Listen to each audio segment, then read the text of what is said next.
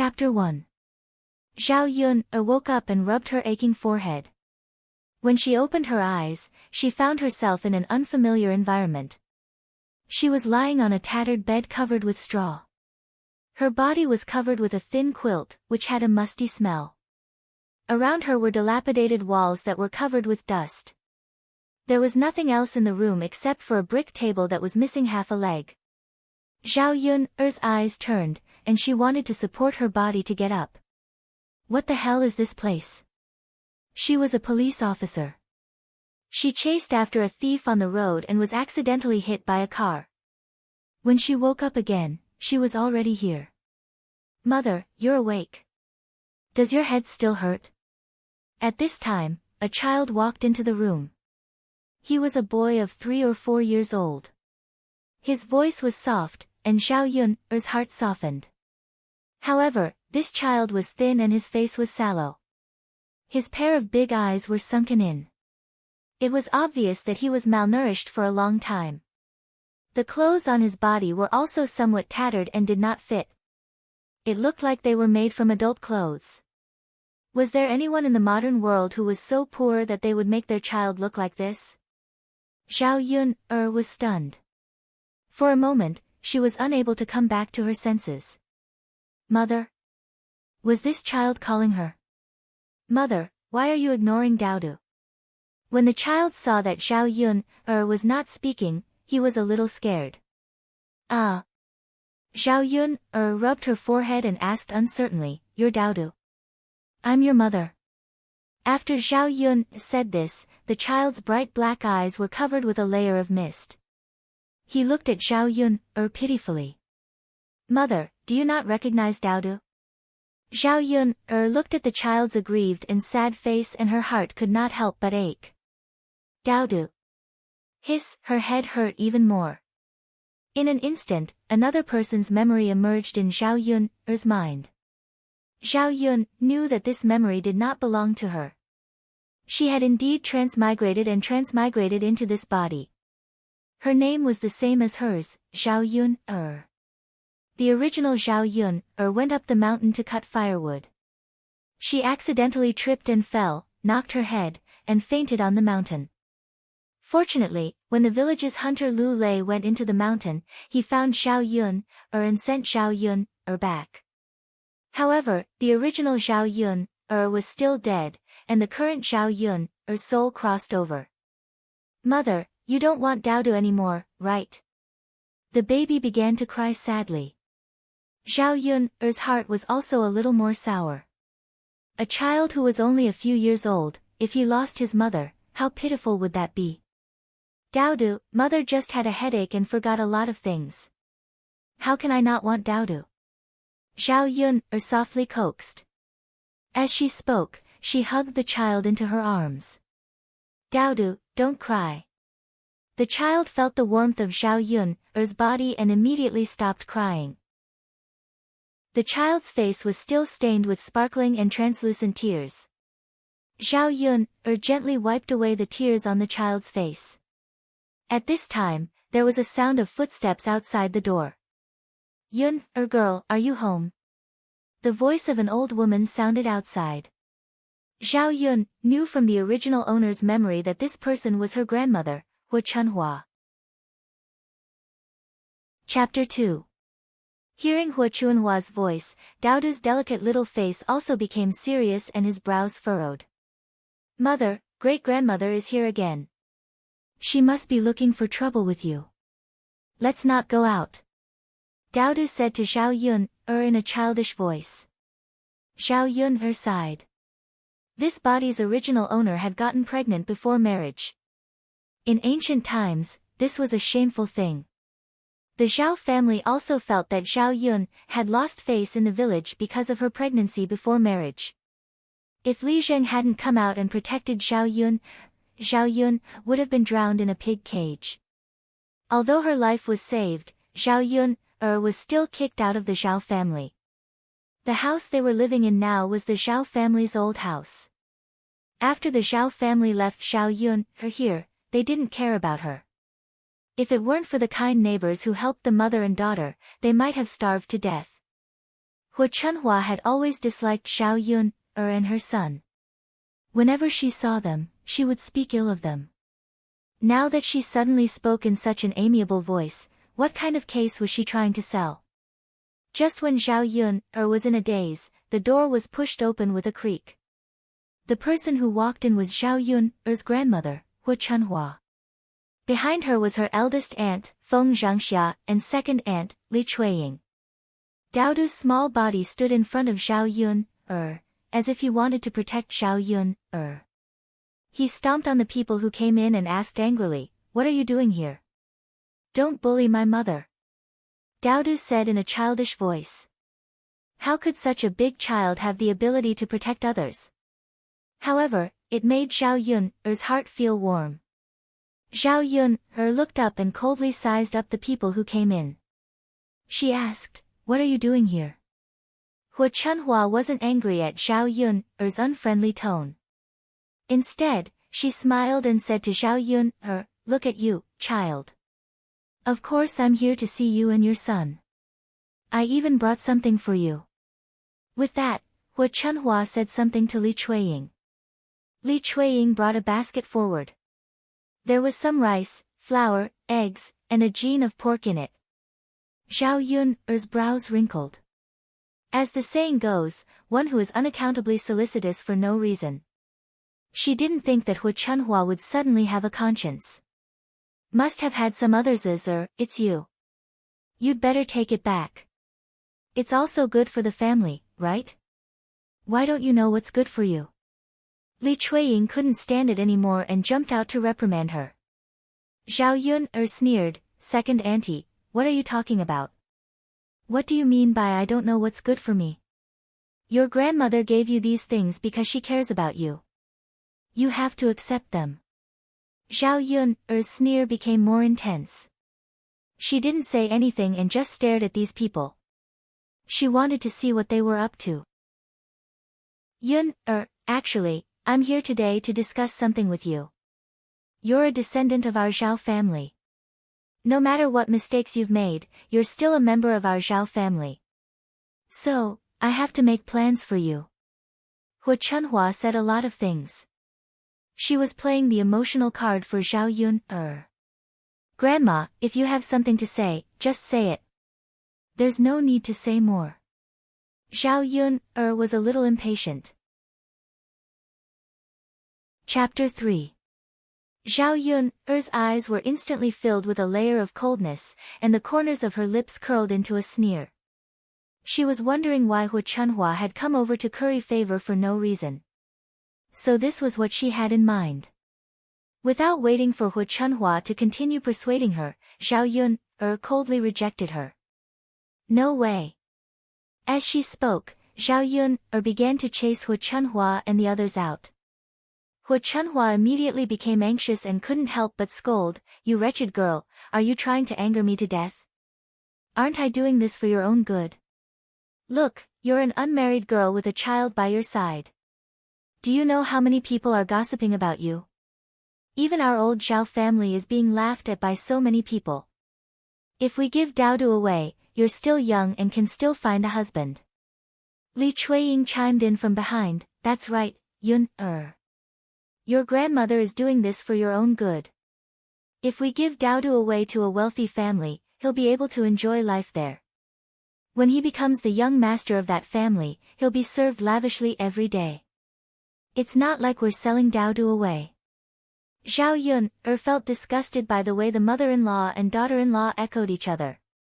"Second aunt, since that's the case, why don't you send your Yang away to enjoy life? My Daodu and I are used to living a hard life." "We don't need that," Zhao Yun replied coldly. The Yang that Zhao Yun was referring to was Li Chuiying's precious eldest grandson, who was also the child of Zhao Yun's eldest cousin brother. He was about the same age as Daodu. Li Chuiying didn't know what to say to Zhao Yun for a moment. When did this last become so eloquent? Li Chuiying angrily complained to Hu Chunhua, "Mother, look, this damned girl doesn't know what's good for her." Hu Chunhua narrowed her eyes, and a glint flashed through her small eyes. She was thinking about how to persuade Zhao Yun. He hadn't noticed it before, but now he had calmed down. He increasingly felt that the Zhao Yuner in front of him was like a different person. In the past, he had a soft personality. How would he dare to go against them? This time, he actually turned the sky upside down and quarreled with the elders. Mother, if she doesn't listen when we talk nicely, then we'll snatch her. Just grab that little bastard. Li Chuiying was also impatient, and she couldn't go on with Zhao Yun. Since Zhao Yuner refused to listen to reason, then don't blame them for using force. Speaking of snatching the child, Dao Du hid behind Zhao Yuner in fear. His small body couldn't help but tremble because of fear. Zhao Yuner's eyes became sharper and more vigilant. She shielded Dao Du. Hu Chunhua also felt that they couldn't continue to waste time like this, so she nodded.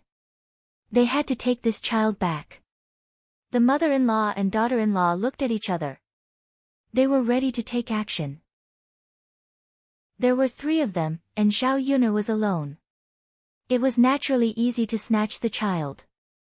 However, Hu Chunhua and the others didn't expect Zhao Yuner to suddenly fly into a rage. They didn't know if it was because she was protective of her child, but her skills were very good. In a short while, she knocked them to the ground. Hu Chunhua was old. How could she withstand the fall? She sat on the ground and began to shout in pain. Chapter 4. Feng Zhangxia was at the back. When she saw how powerful Zhao Yuner was, she didn't dare to step forward. However, she was also afraid that Hu Chunhua would scold her for not helping. Thus, she took advantage of the chaos and pretended to fall. The 3 of them sat awkwardly on the ground in Zhao Yuner's house. Zhao Yuner stood in front of them and said coldly, "I'll say this again. Don't even think about giving my Dao Du away. As long as I'm here, don't even think about taking Dao Du away. Otherwise, don't blame me for being rude." Zhao Yuner's gaze was sharp, and the fierceness in her body intimidated Hu Chunhua's mother-in-law and daughter-in-law for a moment. After being defeated by Zhao Yuner, they didn't dare to act rashly. "Now, scram!" Zhao Yuner spat out these few words. There was no trace of politeness to speak of. Li Chuiying glared at Zhao Yuner unwillingly. However, she couldn't beat this damned girl at all. Feng Zhangxia had already gotten up and helped Hu Chunhua up from the ground. "Mother, let's go back first. We'll think of something later." Hu Chunhua couldn't bear to be taken advantage of. She was helpless at the moment. However, she agreed with Li Chuiying's words. The mother-in-law and daughter-in-law left Zhao Yuner's house in a sorry state. Zhao Yuner stroked her chest and heaved a sigh of relief. Only then did she calm down. When she turned around, Dao Du was already staring at her with his mouth agape.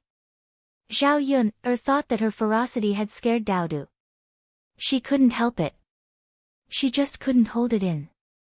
So much so that she forgot that Dao Du was still watching from the side. She was a police officer in her previous life. Needless to say, she was skilled.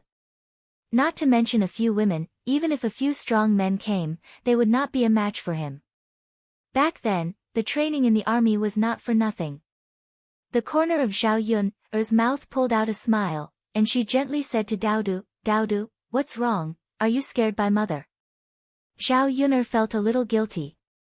No matter what the grudges between the adults were, she couldn't let a child see such a bloody and cruel scene. To Zhao Yuner's surprise, Dao Du shook his head and revealed a row of canine teeth. "No, mother, Dao Du just thought that mother was amazing just now. You beat the people who bullied us away. Will mother still be like this in the future?" The little fellow seemed to like her fierceness. However, Zhao Yuner knew that the 2 of them were used to being bullied. Zhao Yuner had never resisted like today, so Dao Du also suffered a lot of bullying and grievances. Taking the little boy into her arms, Zhao Yuner said softly, "Of course, Dao Du. Don't worry, with mother here in the future, no one will bully us anymore. Mother will beat them to a pulp." Dao Du was amused by Zhao Yuner and giggled. "Mother, Dao Du likes mother like this. Mother also likes Dao Du." Then mother won't give Daodu away in the future, right?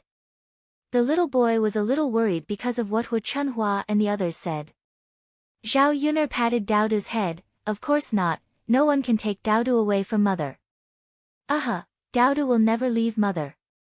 On this side, while Zhao Yuner and Daodu were deeply affectionate, Hu Chunhua and her daughter-in-law were not in such a good mood. Especially Li Chuiying.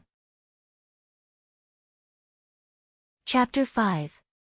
Hu Chunhua was also angry, and Li Chuiying's words made her even angrier. That wretched girl.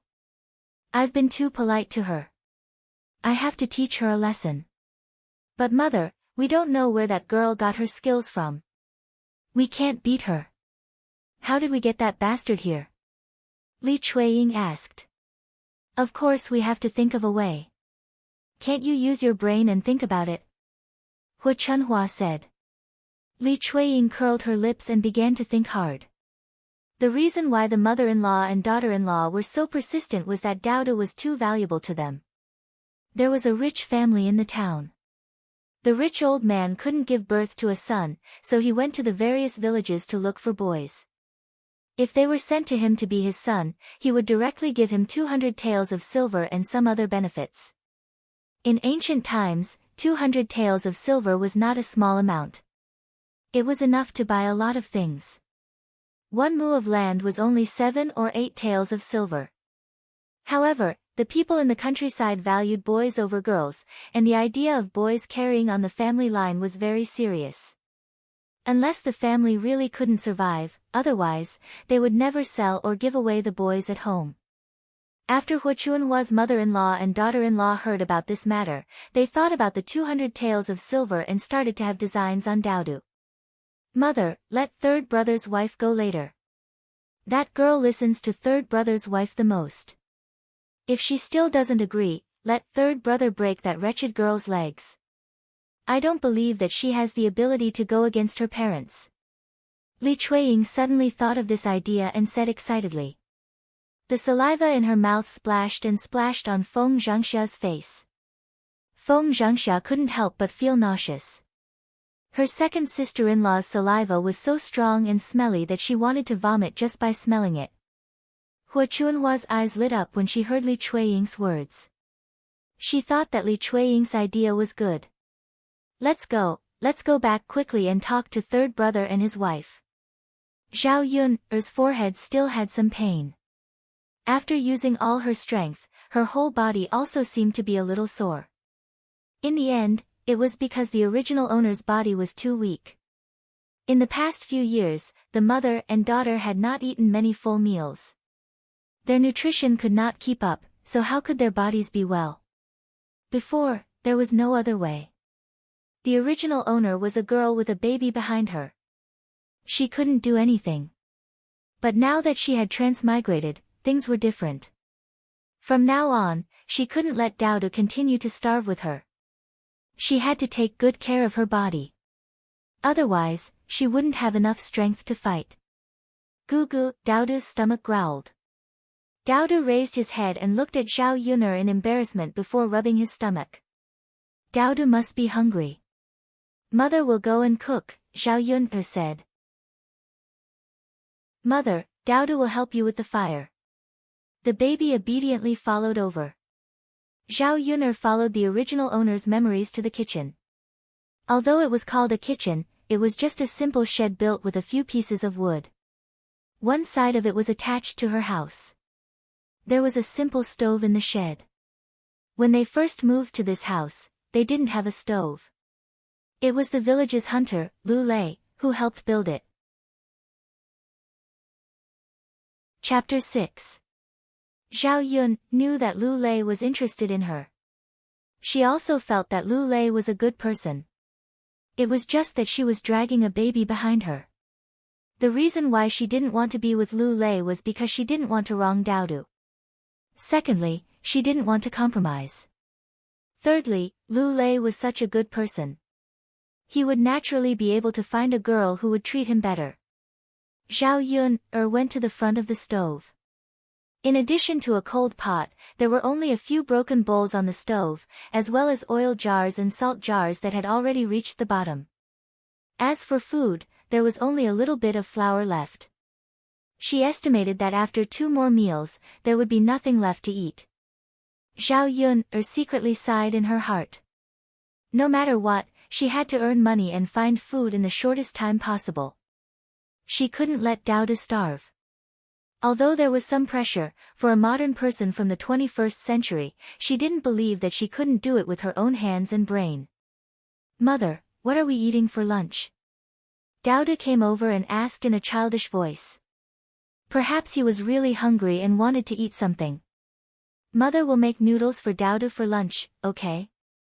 Dao nodded heavily. When he smiled, 2 shallow dimples appeared on his face. "Okay, Dao will eat whatever mother makes." Zhao Yun patted Dao's head. "Dao, be good." There was only a little flour. Other than making noodles, she really couldn't think of anything else to make. After filling a bowl with flour, Zhao Yun began to roll out the noodles. Speaking of which, her cooking skills weren't bad. It was difficult for women who were police officers to get married. In her previous life, her appearance was also average. Her mother was afraid that she wouldn't be able to get married, so she forced her to practice her cooking skills. She said that to grasp a man's heart, she had to grasp a man's taste. What she lacked in appearance and personality, she could make up for with her cooking skills. As time went by, it was hard for her culinary skills not to improve. After rolling out the noodles, Zhao Yun saw some vegetables planted in the corner of the room. She pulled a handful of them and put them into the noodles to cook. When Dao saw that Zhao Yun was done with her work, he became angry. His movements were very skillful, and the sound of burning wood could be heard from the stove. It was said that children from poor families matured early, and it was true. Dao was still so young. Even now, he was still a little emperor who was pampered by his family. How could he do so many things? Speaking of which, Dao was only 3 years old. Such a young child, yet he was so sensible that Zhao Yun felt sorry for him. When the pot was heated up, Zhao Yun poured some oil into the pot and poured more than half of the remaining oil. After the oil heated up, it emitted a fragrant aroma. The mother and daughter immediately swallowed their saliva. The little guy's eyes glanced at the pot from time to time. It seemed that he was very hungry. When the oil was heated up, she added some water. After the water boiled, she put in the noodles. After a while, the noodles were cooked. When it was almost ready, Zhao Yun put in the cabbage. After it was cooked, she began to ladle out the noodles. After each person had a big bowl, she brought it into the room and placed it on the table. She waited for it to cool down before eating. At this time, a man's rough voice came from outside the door. "Yun'er," it was Lu Lei. Chapter 7. Lu Lei was wearing a gray shirt. He was tall and sturdy, and his skin was a little dark. However, his healthy complexion gave off a sense of strength. His facial features were not bad. In modern times, a muscular man like him would probably be infatuated with many girls. Lu Lei saw Zhao Yun sizing him up, and his cheeks couldn't help but turn red. "Yun, Lu Lei called out softly, reminding Zhao Yun, Zhao Yun came back to her senses. Facing Lu Lei's fascinated gaze, she felt a little embarrassed. Thus, she said, "Brother Lei, are you here for something?" Lu Lei nodded, "Yes, I went into the mountains today. I was lucky and encountered a lot of prey. Yun, I brought this pheasant to you. You stewed some soup for yourself and Dao to nourish their bodies." In ancient times, hunters like Lu Lei relied on selling prey to make a living. Their village was called Shui Lan Village, and it was next to a large mountain. Usually, there were many wild beasts on the mountain, and it was very dangerous. Other than people like Lu Lei who hunted for a living, very few people would go up the mountain. Even if they went up the mountain, they would only go around the foot of the mountain to chop some firewood. They wouldn't go into the mountain. Thus, the prey on the mountain could be sold for a good price. Looking at the pheasant in Lu Lei's hand, it was probably worth a few dozen copper coins. It wasn't a small amount in the countryside. Thus, Zhao Yun refused. Brother Lei, you can sell this pheasant to the town later. Daodu and I don't need it. Yun, it's okay. A few dozen copper coins won't make a difference. The wound on your forehead hasn't healed yet, so you need to nourish it well. Daodu is still young, and he's still growing. Don't be so polite with me. Since I'm giving it to you, I'm not thinking of taking it back. Lu Lei said very seriously. Zhao Yun also knew that Lu Lei said these words from the bottom of his heart. Zhao Yun thought about it. Lu Lei was right. Needless to say, Daodu's body was still growing, so he needed to replenish his nutrients. She will keep this pheasant for now. She will remember Lu Lei's kindness. When she makes money in the future, she will repay Lu Lei's kindness. Okay, Brother Lei, I'll accept it. Thank you. Zhao Yun smiled at Lu Lei. The shallow dimples at the corner of her mouth were very beautiful. Lu Lei saw the brilliant smile on Zhao Yun's face, and her beautiful eyes curved into crescent moons. Zhao Yun was 18 years old today. She was considered the most beautiful girl in the entire village. Her facial features were very delicate and pretty.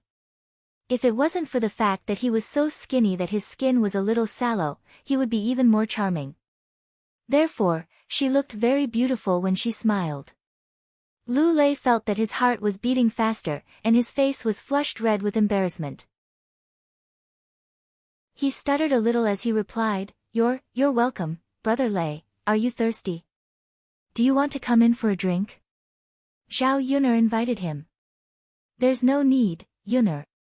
If a man like me enters your house, you'll be gossiped about. Lu Lei hurriedly refused. In this village, there were many gossipy old women.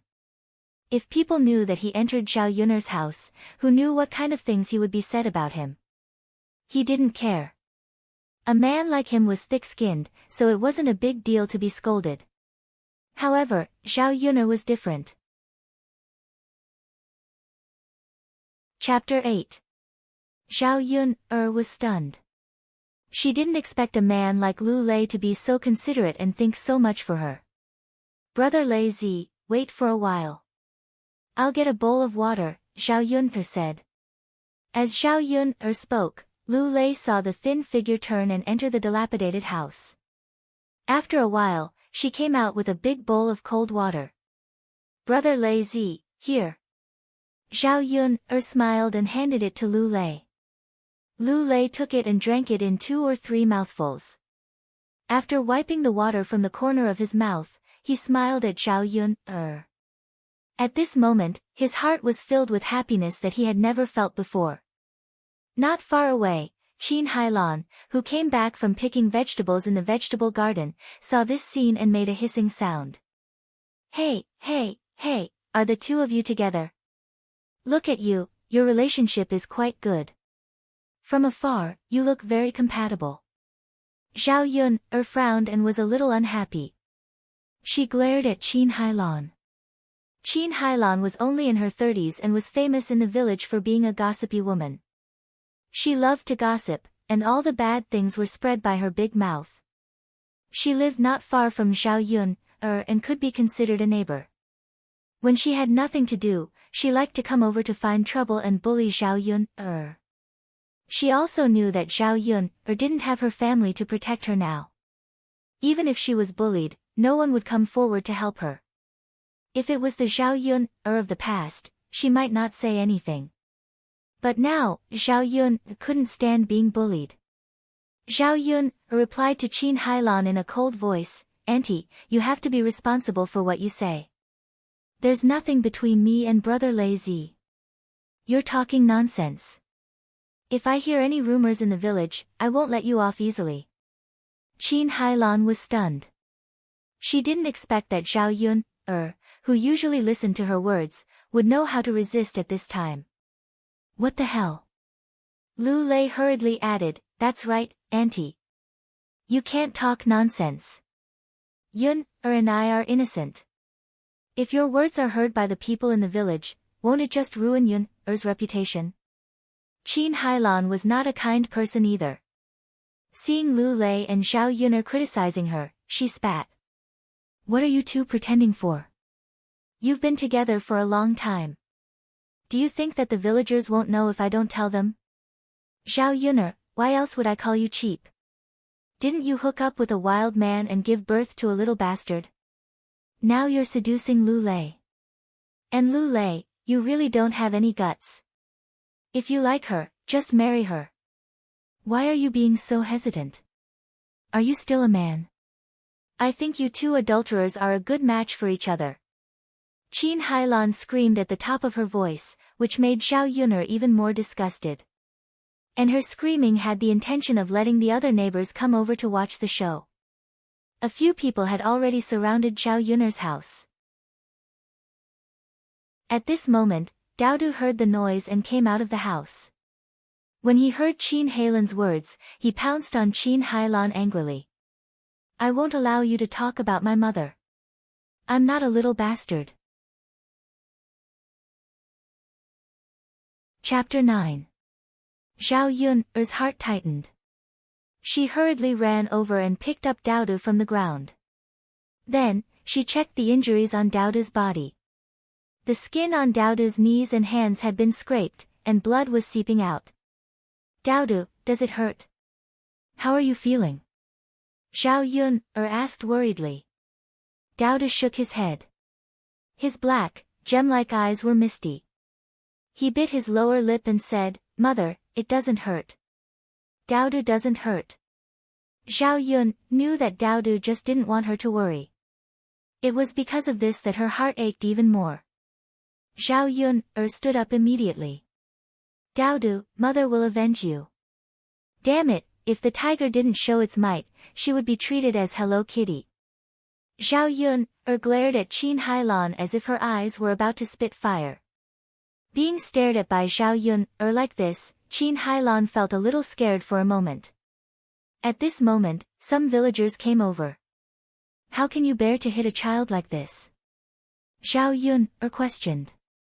That little bastard hit me first. Don't tell me I can't fight back.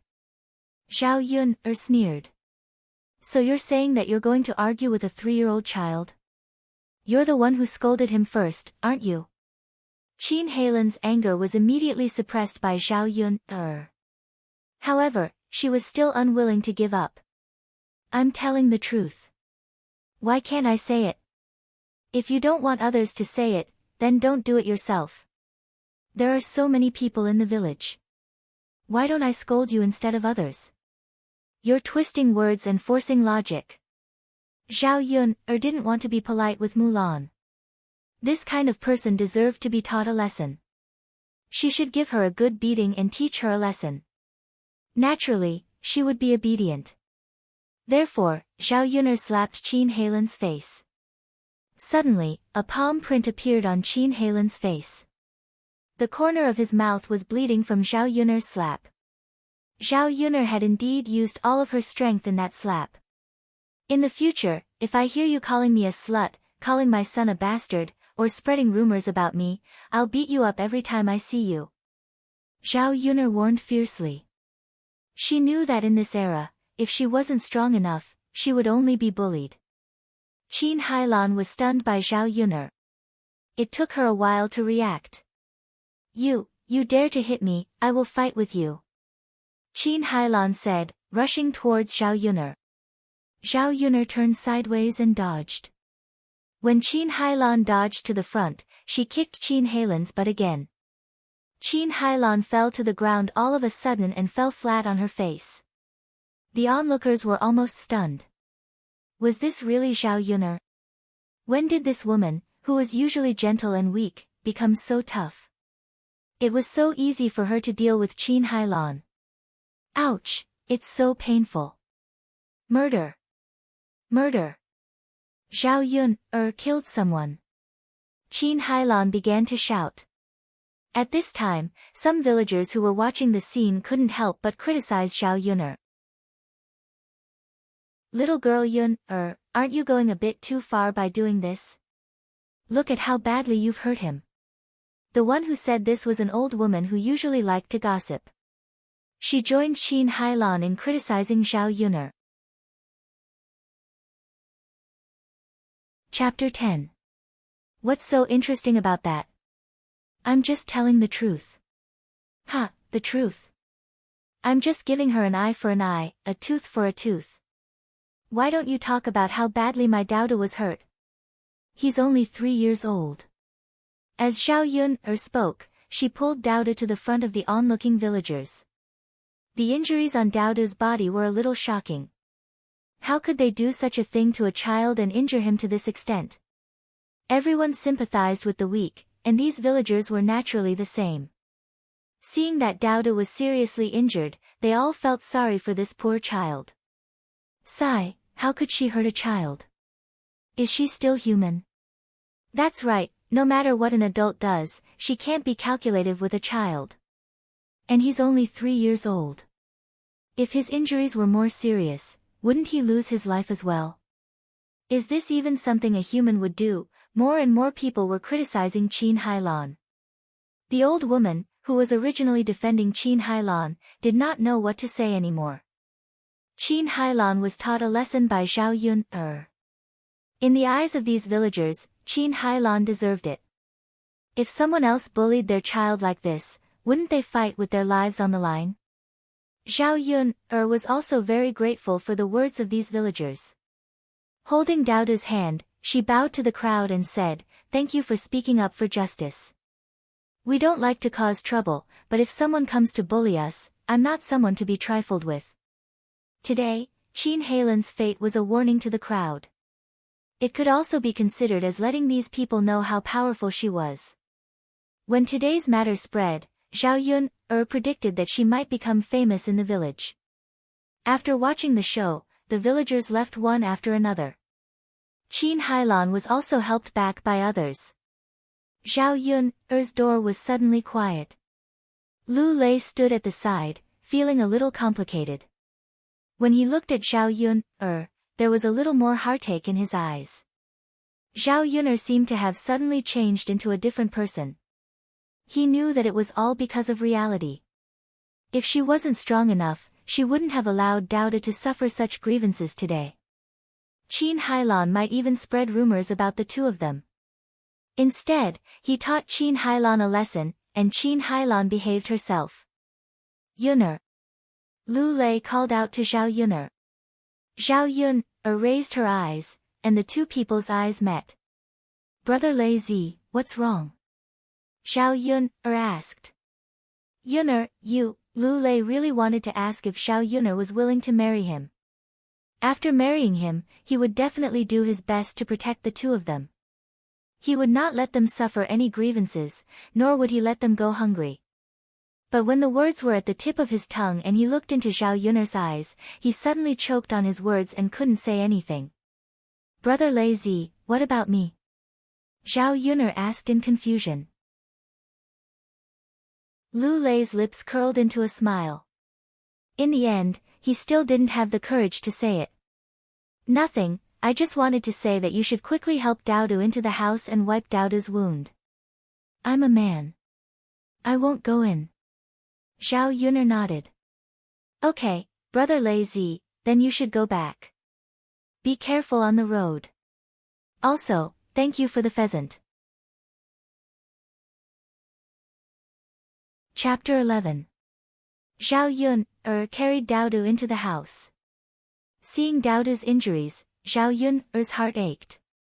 She hurriedly found a piece of cloth and got some hot water from the pot on the stove. She gently wiped Dodo's injured arm. Dodo's tender arm and leg had large scrapes.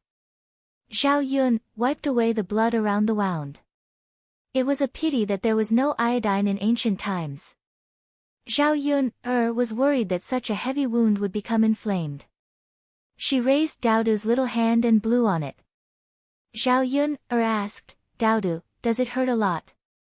Dodo shook his head. "Mother, don't worry about me. It doesn't hurt. Dodo is fine." "Silly child, how could it not hurt? Mother will blow on it for you." Daodu's little face had traces of tears, but he was smiling happily.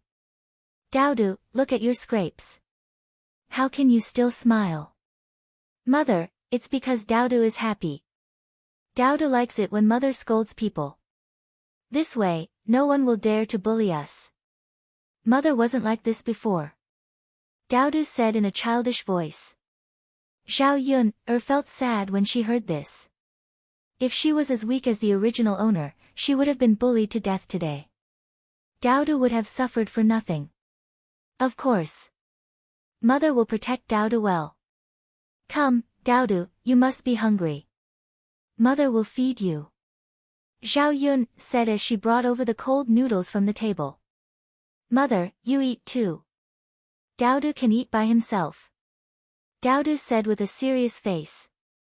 Looking at Daodu's tender little face, Zhao Yun's heart warmed. Heavens, how can there be such a sensible child? If this was the 21st century, it would be impossible to find such a person, right? In her previous life, she was an old leftover woman. She did not even have a man, let alone a child.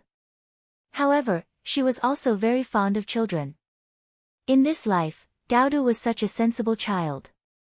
It could be said that the heavens had given her a gift. It's okay, Daodu should finish eating first, then mother will eat. Mother isn't hungry anyway. Daodu's hand is injured, so mother wants to feed him. Dodo didn't refuse again. She smiled happily, and the corners of her mouth curved into a brilliant smile. Mother, the noodles you made today are really delicious. Really? Daodu has never tasted such delicious noodles before. Zhao Yun'er looked at the noodles with a few cabbage strands in the bowl. In fact, it was already very vegetarian. It was just a few more drops of oil than usual. Daodu, trust me, I'll make even better food for you later. Look, your Uncle Lu even sent us a chicken. Mother will make chicken soup for you to drink tonight. Daodu's smile became even brighter. After lunch, Zhao Yun'er started to get busy at home. Now that the four walls of the house were bare, it wouldn't do. She had to decorate the house. This bed was actually made of wood and mud bricks. Not to mention a quilt, it didn't even have a cushion. It could only be covered with a layer of straw and covered with a thin, moldy quilt. Zhao Yun'er carried the blanket out. She couldn't stand the moldy smell.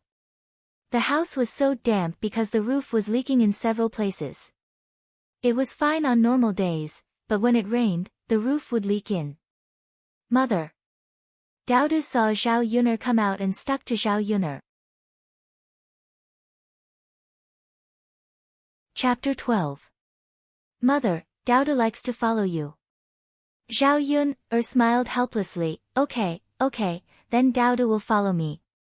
Zhao Yun turned around and went back into the house. She took out everything that could be taken out to dry. There was really too little stuff in the house. After tidying up, Zhao Yun began to think about how to earn money, not just to fill her and Daodu's stomachs. Not only did the food in the house run out, but the bedding and furniture also had to be replaced. In addition, this rundown house was simply not suitable for living. She also had to spend money to build a new house. Daodu was so young, he couldn't suffer too much with her. But how could she earn money? Zhao Yun thought about it carefully. She didn't have an acre of land, and she didn't have any amazing skills. If she wanted to earn money in the shortest time possible, it seemed that she had to go to the mountain behind the house and try her luck. There were many plants and animals on the mountain, perhaps she could find some treasures. She should do it. Zhao Yun thought and went into the house. She took a sickle and a kitchen knife, then carried a basket and prepared to go up the mountain. When Daodu saw this, he asked, Mother, where are you going? Mother wants to go into the mountain, like your Uncle Lu, to find delicious food for you.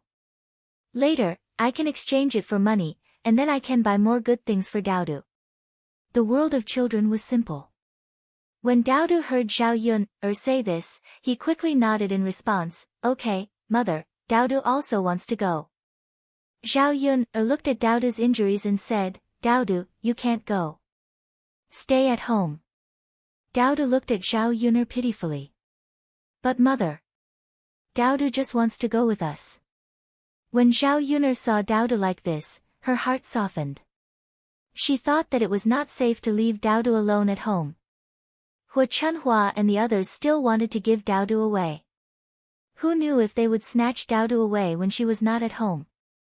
On the contrary, it would be safer to have Dowdu by his side. Alright, then Dowdu will go up the mountain with mother, but he might be very tired. Is Dowdu afraid of being tired? Don't be afraid, mother, Dowdu is not afraid of being tired. Alright, let's go. Zhao Yuner greeted him and held Dowdu's hand as they walked up the mountain together. The road at the foot of the mountain was relatively easy to walk on. Usually, there were many people who went into the mountain to cut firewood. The higher they went, the more difficult it was to walk. It was already spring, and the vegetation on the mountain was beginning to flourish. Zhao Yuner paid attention to the road under her feet as she walked. There were many thorny plants in the bushes, and if she was not careful, she might cut her leg. At the beginning, Zhao Yuner was still holding Dowdu's hand. Later, she directly let Dowdu sit in the basket on her back. Mother, are you tired? Dowdu can walk by himself. Dowdu said in a childish voice. His voice was filled with heartache. I'm not tired. Dowdu is so light, how can mother be tired? Zhao Yuner said. However, the body of the original owner was too weak. When climbing the mountain, she was indeed a bit out of breath. It could not be compared to her previous life. Mother. Dowdu suddenly wanted to say something. What is it, Dowdu? Chapter 13.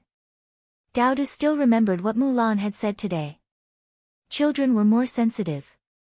Zhao Yuner didn't know how to reply to Dowdu's question. Just who was Dowdu's father? Zhao Yuner searched through the memories of the original owner of this body, but she didn't have any recollection of it. Perhaps it was because the original owner of this body felt humiliated, so she chose to forget about it. I don't know about your father either. But don't worry, Dowdu. I'll find you a tall, handsome, and rich father in the future, alright? Dowdu thought about it before replying solemnly, alright. Everyone else has a father. Dowdu also wants one. Mother, you have to find Dowdu a father as soon as possible. Zhao Yuner rubbed her forehead, feeling a bit pressured. It was all her fault. She had to think of ways to earn money and find a father for Dowdu. Where was she going to find a tall, handsome, and rich father? Alright. I'll find you a father as soon as possible. Zhao Yuner squeezed out a smile. However, she was cursing Dowdu's father inside. Just who was that scum?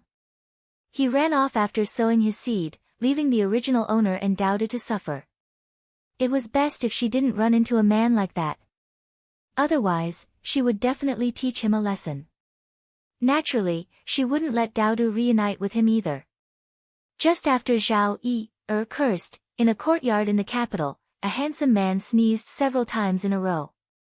His subordinate couldn't help but say, Gongzi, these days the weather is still relatively cold. At night, cover yourself with a quilt. Don't catch a cold. The handsome man raised an eyebrow slightly, I know. Mo Yen, you're becoming more and more naggy. You're just like a housewife. Zhao Yuner carried Dowdu into the mountains. After walking for a while, they had some gains. There weren't many other things in this mountain, but there were still a lot of wild vegetables. Other than a rundown house, there was not a single piece of land in the house. They could only casually plant some seeds in the corner of the house and grow some small vegetables. These wild vegetables were good for stir-frying or spooning. In modern times, they couldn't be bought with money. However, Zhao Yuner discovered that she was not as skilled as Lu Lei to get some game. The pheasants and rabbits in the mountains ran very fast. Without a bow and arrow, it was impossible to catch them. Mother, look, there's a bird's nest on the tree. Dowdu raised his head and looked at the tree, seemingly very happy. Children like small animals, especially birds. Mother, there are little birds flying out. Hearing Daodu's childish voice, Zhao Yun also looked up at the tree and saw a pigeon's nest. The pigeon had been alarmed by Zhao Yun and Daodu, so it immediately flew out of the nest. Zhao Yun suddenly thought of something. She put down Daodu and said to Daodu, Daodu, mother will go to the tree. I'll get some bird eggs for you. Pigeon eggs were similar to chicken eggs. They tasted quite good when cooked or stir-fried. Now that Zhao Yun and Daodu could not eat chicken eggs, they were a rare thing in the countryside. They were usually saved up to exchange for silver or to nourish their bodies. Okay. Daodu smiled resplendently, Mother, be careful when you climb the tree. Don't fall. Chapter 14. As Zhao Yun spoke, she nimbly climbed up the tree. In her previous life, as a police officer, her skills were naturally good. Although it was a little bad for her to transmigrate into Zhao Yun's body, she still remembered the skills of climbing trees. Zhao Yun climbed to the top of the tree in a short while, like a monkey. She saw 7 or 8 pigeon eggs lying in the pigeon nest. Zhao Yun carefully took out the pigeon eggs and put them in her pocket. When she was about to climb down the tree, she looked up and saw a huge beehive hidden in the middle of the trees. She could still hear the sound of bees inside. Zhao Yun's movements were even more gentle. These bees should not be disturbed. If she was stung by a bee, her body would definitely swell up. If it was a large hornet, her life might be in danger. After Zhao Yun carefully climbed down the tree, she held the pigeon eggs in her pocket in front of Daodu and smiled. Daodu, look, these are the pigeon eggs that mother made. Daodu looked at Zhao Yun with eyes full of worship. Mother, you are amazing. Daodu's mother is of course amazing. Let's go to other places and see if there are any pigeon nests. Mother will bring some back. NN. The mother and son walked through the forest, not afraid of danger. The reason why no one came to this mountain was because there were indeed some wild beasts. Another reason was that there were rumors that there were man-eating demons deep in the mountains. Therefore, no villagers dared to enter the mountains. It was also because of this that some of the wild resources in the mountains were not touched. Along the way, Zhao Yun saw a lot of pigeon nests. There were a total of 40 to 50 pigeon eggs and 3 pigeons. These pigeons were similar to chickens. When the time comes, they could be stewed into soup for Daodu to nourish his body. At the same time, Zhao Yun also discovered that there were a lot of beehives in the mountains. Not far away, one could find one on a tree branch. If there were bees in the beehive, then there would also be honey.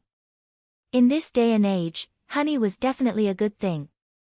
If she could get some honey from these beehives and sell it, it would be a good way to make money. However, she was in a hurry to go up the mountain today and did not prepare anything. It was unrealistic to want to get honey back. She could only wait for the next time she went into the mountains and bring all the necessary tools. Only then could she get the honey from the beehives. Today's harvest was quite good. Zhao Yun said to Daodu, Daodu, let's go. Yes, mother. Daodu, come down and walk by yourself.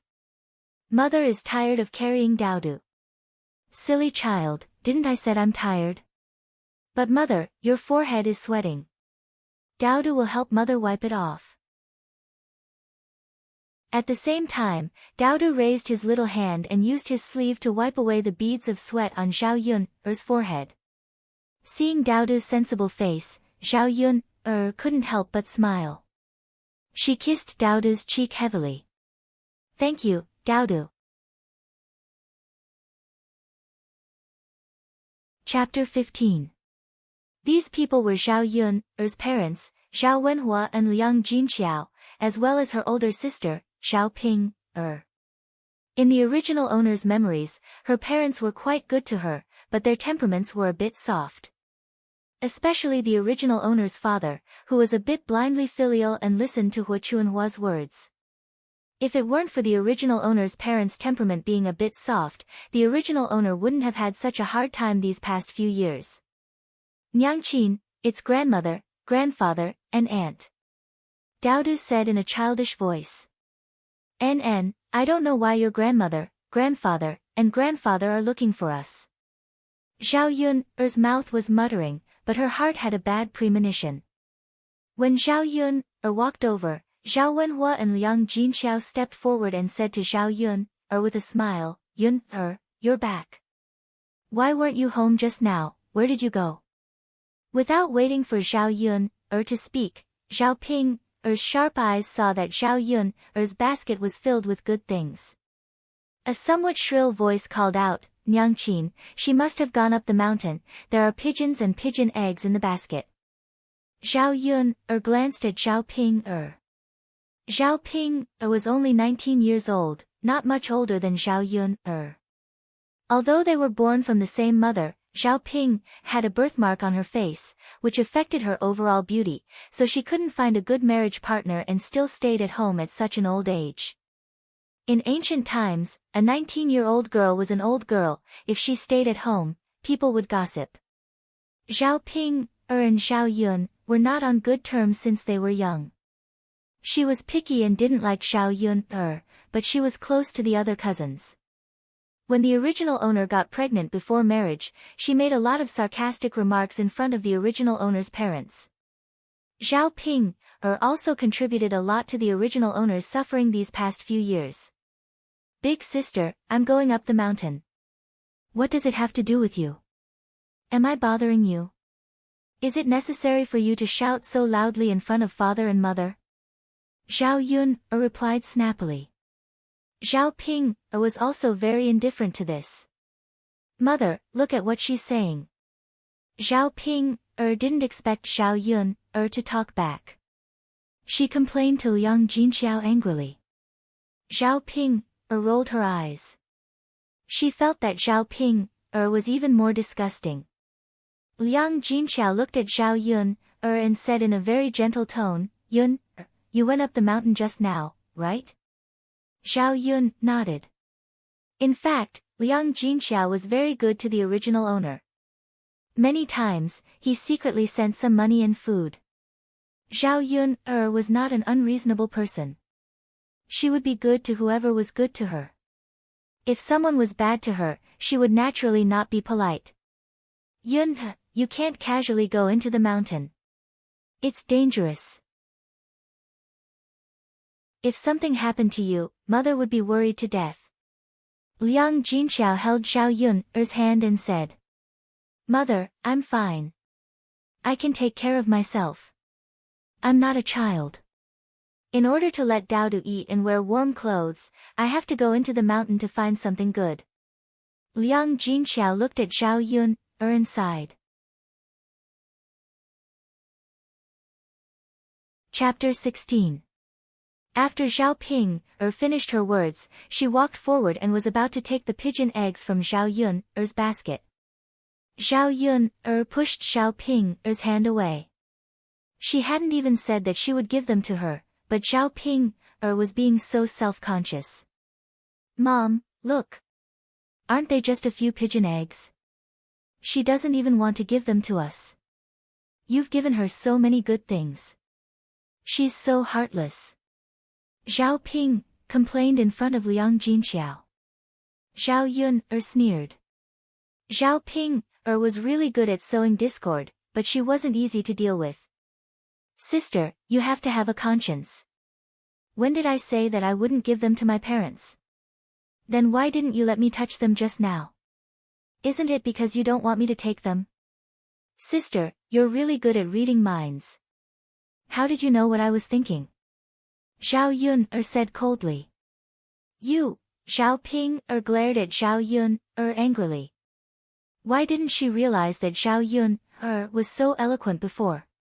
She seemed to have changed into another person all of a sudden. Chapter 17. If they were to really give Daodu away, they were indeed reluctant to do so.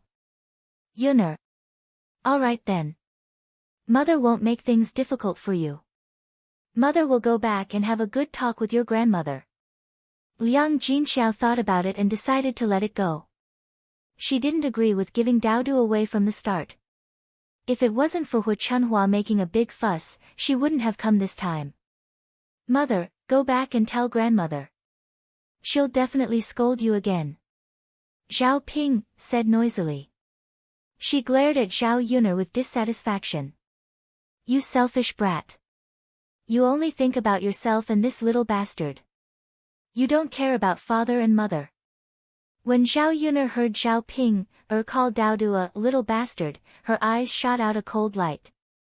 If her parents weren't here, she really wanted to give her a few slaps. Alright, Ping, you can't stop talking. Let's go back. Liang Jinxiao reprimanded Zhao Ping. Zhao Ping was unwilling, but she still obediently shut her mouth. Yuner, then father and mother will go back. Take care of yourself. If there's anything, just call father and mother. Liang Jinxiao exhorted and then left.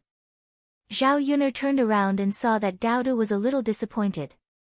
It was difficult for children to hide their emotions. Whether it was sadness or happiness, it was always written on their faces. Zhao Yuner squatted down and hugged Daodu. Daodu is unhappy. Mother. Daodu really won't leave mother. Of course.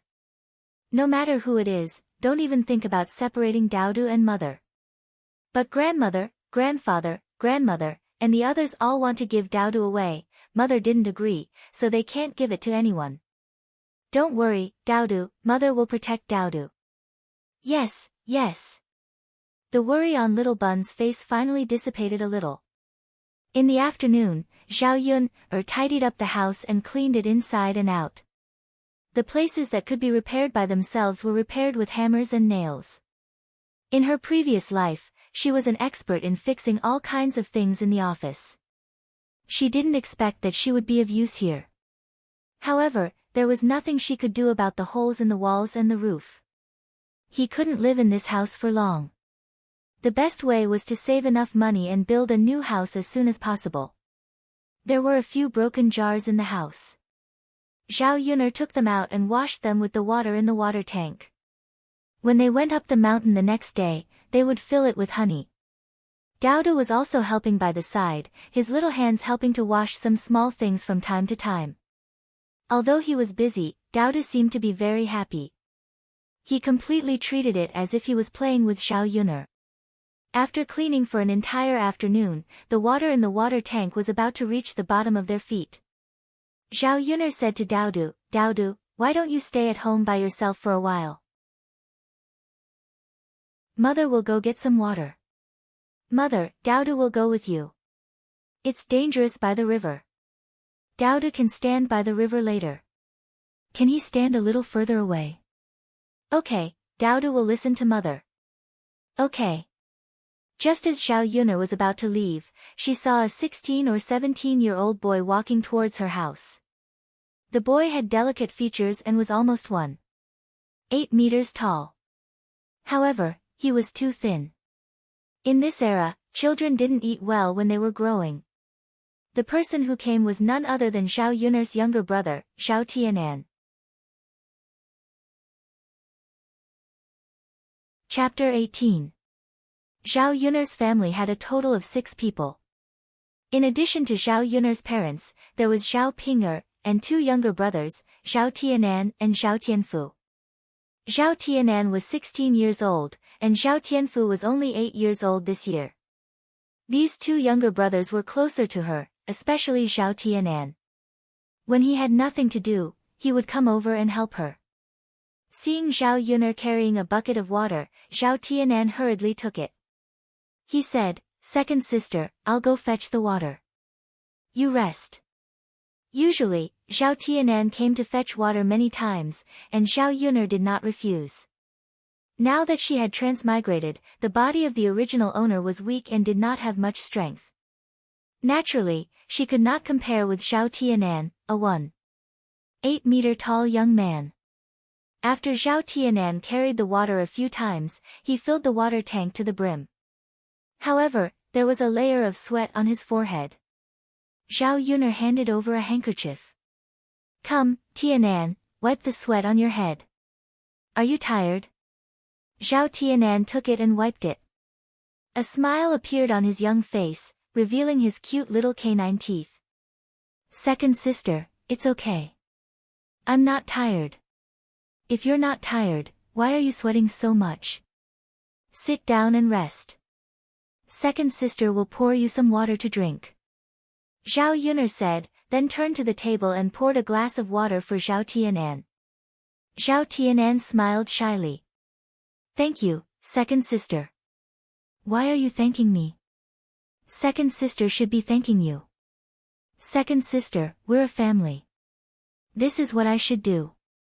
Zhao Yuner's lips also showed a smile. Zhao Tianan's words warmed her heart. In fact, as Zhao Tianan said, a family should support and help each other. Instead of treating her like the original owner's grandmother. Zhao Tianan did not rest for a while. He got up and wanted to help Zhao Yuner. Second sister, I'll go chop some firewood for you. Zhao Tianan said. You just rested for a while. You don't have to chop today. Zhao Yuner felt sorry for Zhao Tianan. It's okay, second sister. I'm not tired. I'm a man. If I can't do such a small thing, I'll be laughed at. Zhao Tianan said seriously, but Zhao Yuner suddenly laughed. You're only 16 years old. In her eyes, he was really just a little brat. Second sister, I'm a man at 16 years old. Some of the people in our village who are around my age are already married, Zhao Tianan continued. This was ancient times. Unlike modern times, people got married very early. Most girls could get married at the age of 14. It was normal for boys to marry at 16 or 17 years old. However, Zhao Yuner was a person of the 21st century. In Zhao Yuner's mind, there were some things that she could not accept. Zhao Yuner joked, Tianan, other people are married. Do you want to get married? How about big sister help you find a good girl and let you marry a wife? Zhao Tianan's face suddenly turned red. Second sister, what nonsense are you talking about? I'm not going to talk to you. I'm going out to chop firewood. Zhao Tianan said and rushed out of the room. Zhao Yuner, who was left in the room, laughed to herself. Her brother's shy appearance was really cute. Mother, what does it mean to marry a wife? Daodu pulled Zhao Yuner's skirt and asked. Chapter 19. Daodu nodded as if he didn't fully understand. Then he asked in a soft voice, Mother, will Daodu also get married in the future? Zhao Yun nodded, yes, when Daodu grows up, Mother will also find a beautiful wife for Daodu. Daodu can't get married now? Daodu asked in a soft and cute voice. Zhao Yun was amused by Daodu's words. What, Daodu is still so young, could it be that he's already thinking about getting married? Eldest uncle is getting married, Daodu is also getting married. Pfft, Zhao Yun laughed and tapped Daodu's little nose, you're really shameless. You're still so young, no one will marry you. You can only wait until you're as tall as uncle before you can get married. Oh, then Daodu will work hard to grow taller. Okay, I'll wait for Daodu to grow taller. Mother will go cook now. Your Uncle Lu sent the chicken over, Mother will stew some soup for you.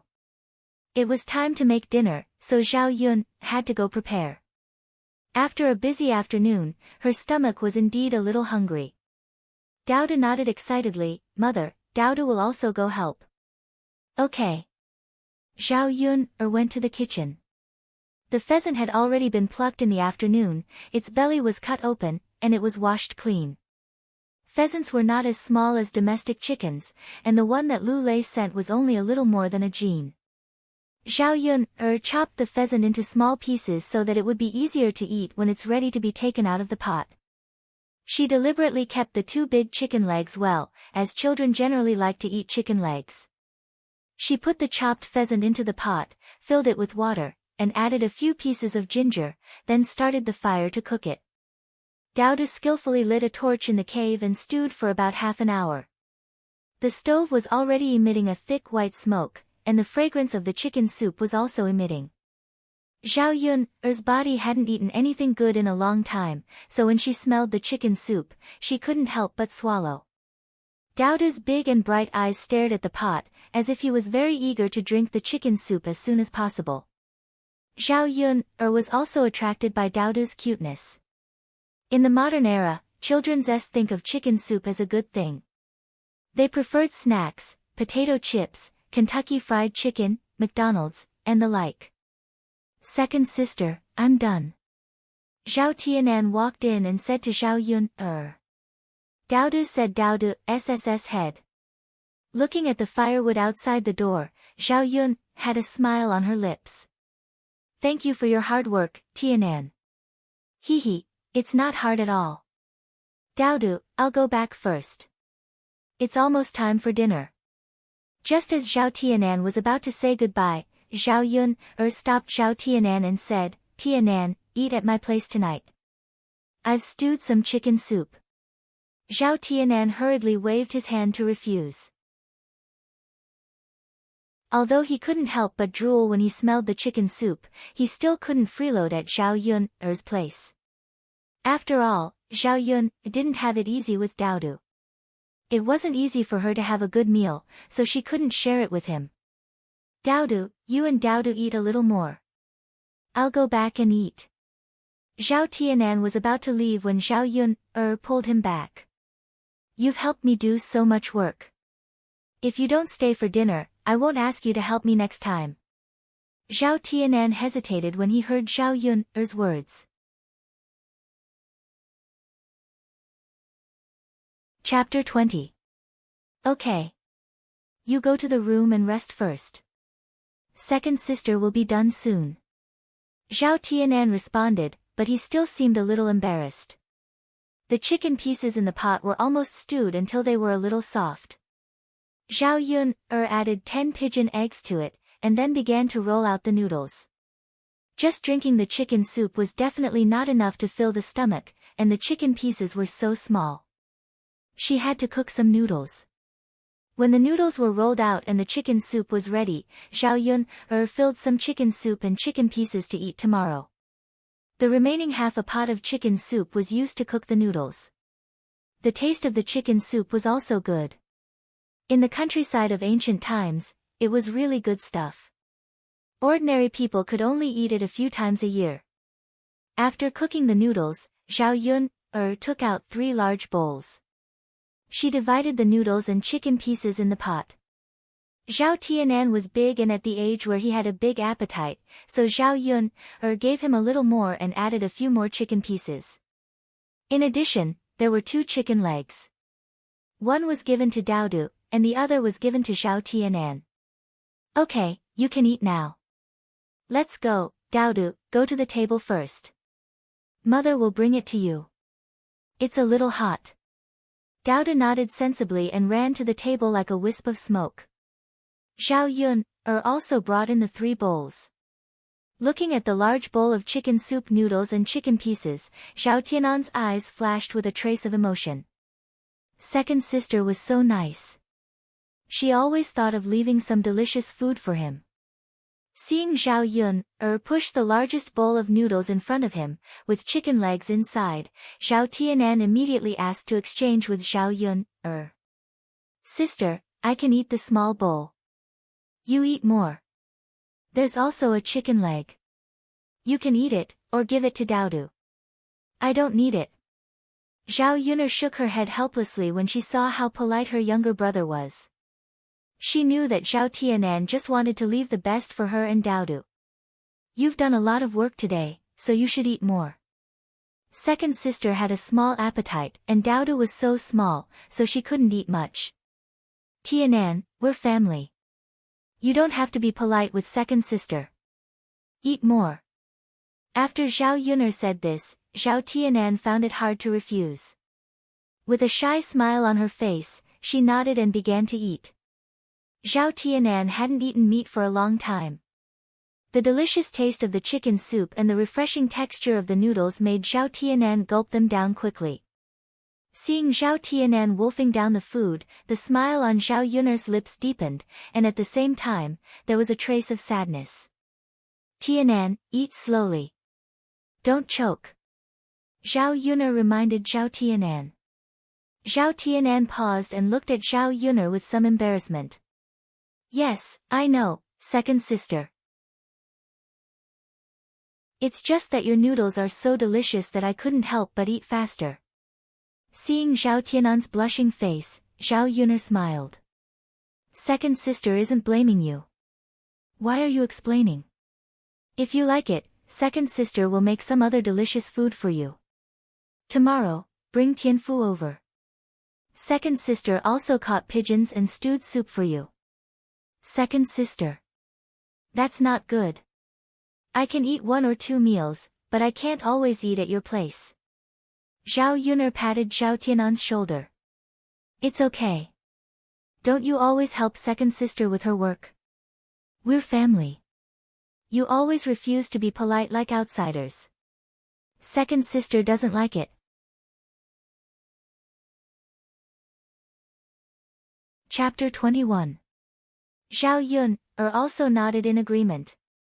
As long as Zhao Tianan was happy, he could do whatever he wanted. Anyway, even if he didn't agree to Zhao Tianan's request, he would still come over often to help. They were satisfied with the chicken noodle soup. After eating, Zhao Tianan was ready to go back. Zhao Yun called out to Zhao Tianan. Sister, what's the matter? Is there anything else? Zhao Tianan asked. Zhao Yun'er brought out the prepared chicken soup. In addition to some chicken soup, there were some chicken pieces in the bowl.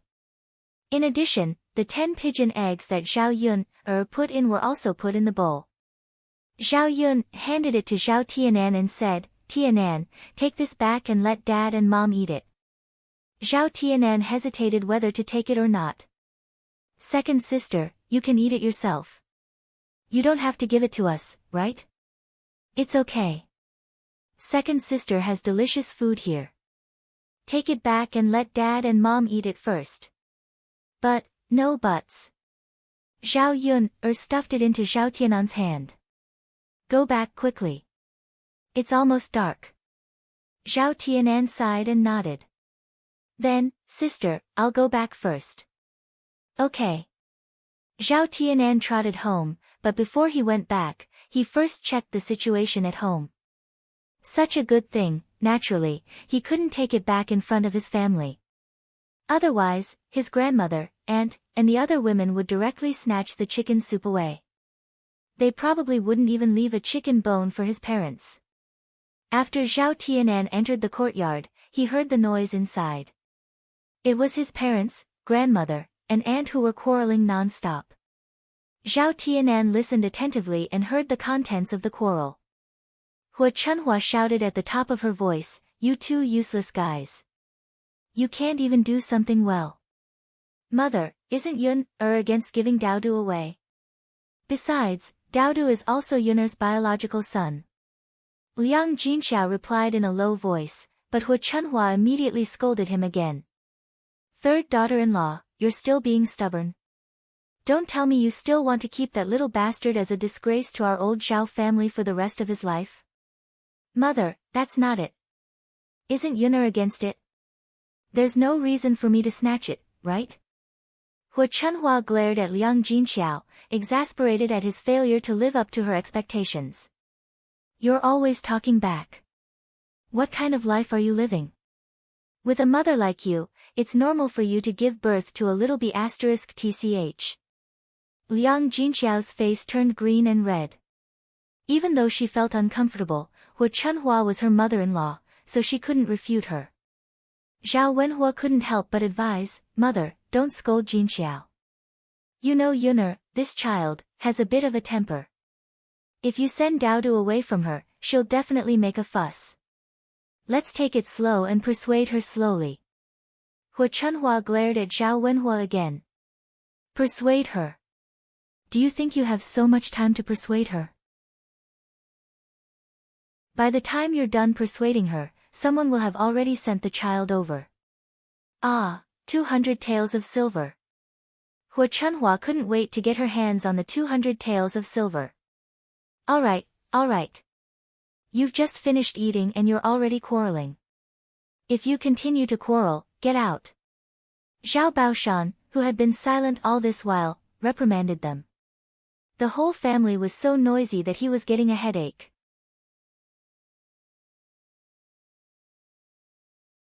Chapter 22. Zhao Baoshan took out his tobacco pipe and started smoking. White smoke rose in the room.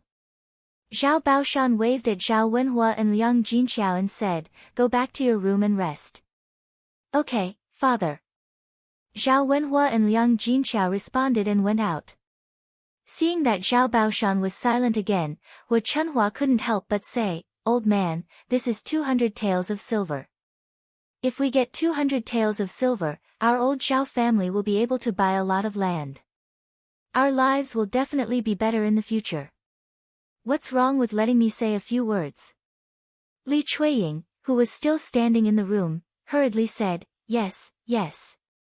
Father, 200 taels of silver is not a small amount. If it's our old Zhao family's grandson, it's fine. But Daodu is a little bastard. We'll be laughed at if we keep him. It's better for us to give him away. Zhao Baoshan paused and glanced at Hua Chunhua and Li Chuiying. Don't think about money all day. Some things should be decided by Yun herself. Hua Chunhua and Li Chuiying shut their mouths. They knew Zhao Baoshan's temperament and it was useless to say anything more to him. Zhao Wenhua and Liang Jinxiao returned to their own rooms. Old Zhao had a lot of family members and they hadn't split up yet. There were 4 of them in total. Including his unmarried aunt, they could only squeeze into one room. Zhao Tianan leaned against the wall and sneaked into his own room. Seeing that Zhao Tianan had returned, Liang Jinxiao hurriedly asked, "Tianan, why are you back so late? Where did you go? Have you eaten?" "Mother, I've eaten. I ate at second sister's house. Second sister made chicken noodle soup. It's delicious." "Oh right, second sister also asked me to bring some chicken soup back." Upon hearing the chicken soup, Zhao Ping, who was lying in the room, immediately got up. "Chicken soup? Where's the chicken soup?" Seeing the chicken soup in Zhao Tianan's hands, she hurriedly took it. Give it to me. "Eldest sister, this is for father and mother," Zhao Tianan mumbled, afraid that Zhao Ping would finish it alone. Liang Jinxiao frowned and said, "Tianan, it's not easy for your second sister's house to have something good. Why are you still eating and taking? Give it back to your second sister later." "Mother, it was second sister who forced it on me. It's a gift, this is a gift. We haven't had chicken soups to drink in a long." "That's right, father, mother, we haven't had any minced meat in such a long time. She asked Tianan to give it to us, so let's give it to her. Besides, you've always sent her food. Otherwise, that little bastard of hers would have starved to death. Now that she has something good, she naturally wants to send some to us. Otherwise, her conscience would have been eaten by a dog."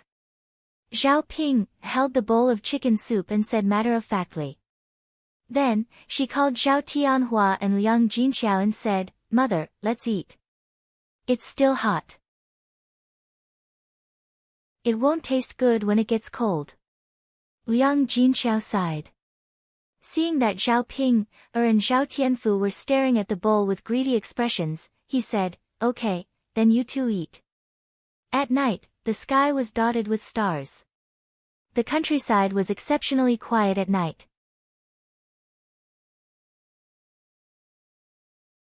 Chapter 23. She was used to sleeping on the Simmons bed, so she couldn't sleep at night. The village was near the mountain, so the temperature difference between day and night was huge. At night, the temperature was very low. Even with the thin quilt covering her body, it was still very cold. Zhao Yun, and Daodu slept in their clothes. Daodu's lips were a little purple because of the cold. Zhao Yun hugged Daodu in her arms, letting him feel the warmth of her body. The little bun also had a faint milky fragrance on his body, which was very pleasant to smell.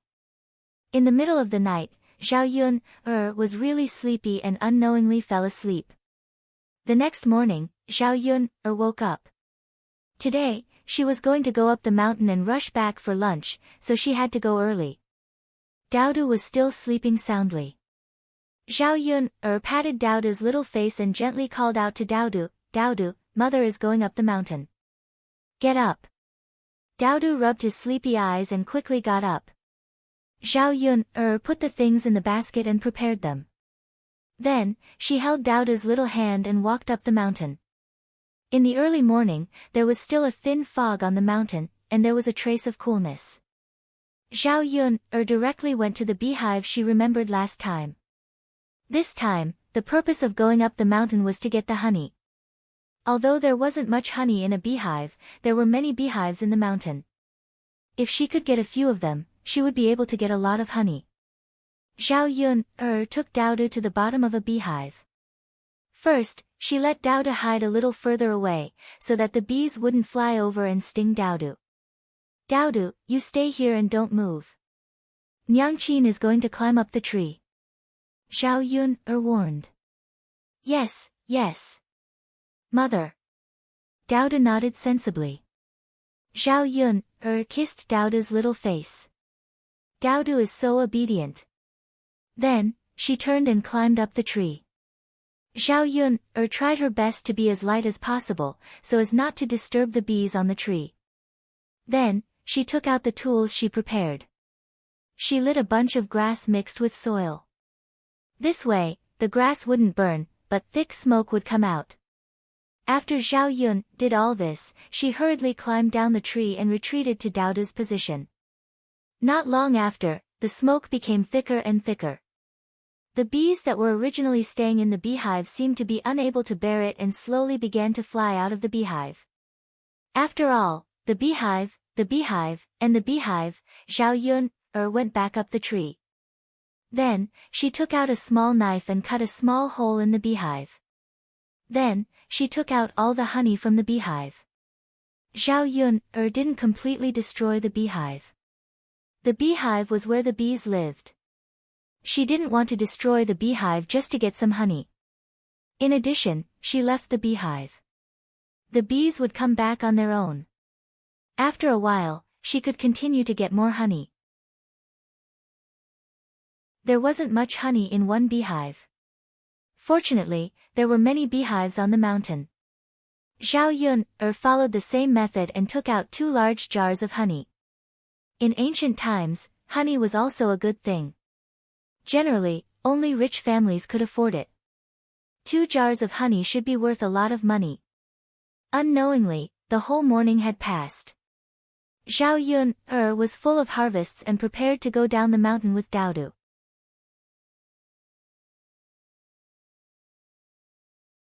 Chapter 24. This is honey. It's very sweet and delicious. Zhao Yun explained. As she spoke, she took out some honey from the jar and placed it in front of Daodu's mouth. Here, Daodu, have a taste. See how it tastes. Daodu licked it and a bright smile immediately appeared on his little face. Mother, it's very sweet. Daodu likes it. If you like it, Mother will leave some for you. Drink it with water when we go back. It's also very sweet and delicious. NN. As the mother and daughter walked down the mountain, they passed by a hillside. There weren't many trees here, only tea trees. Zhao Yun's footsteps stopped and looked at a large tea tree. It was spring now and fresh tea leaves had already appeared. However, there weren't many people who came to the mountain, so the tea leaves weren't picked by anyone. In the original owner's memory, the people of this world never drank tea. She didn't know if it was because no one knew how to drink tea or if the people here didn't drink tea at all. Zhao Yun looked at the tea trees and suddenly thought of something. She found a business opportunity. If the people of this world didn't have tea leaves and didn't know how to make tea leaves, then she should be able to earn a sum of money by selling these tea leaves. However, if she wanted to make a fortune by selling tea leaves, she first had to let the people of this world know the benefits of tea leaves. They would only spend money to buy it if they thought it was good. Dowdu, help mother look after the honey. Zhao Yun put the honey on the ground and took the basket on her back, preparing to pick the tea leaves. NN. Mother, what are you doing? Mother is going to pick the leaves. Mother, what are you picking the leaves for? Dowdu's soft and cute voice asked curiously. It's very useful. In the future, mother can use these leaves to exchange for delicious food for Dowdu to eat.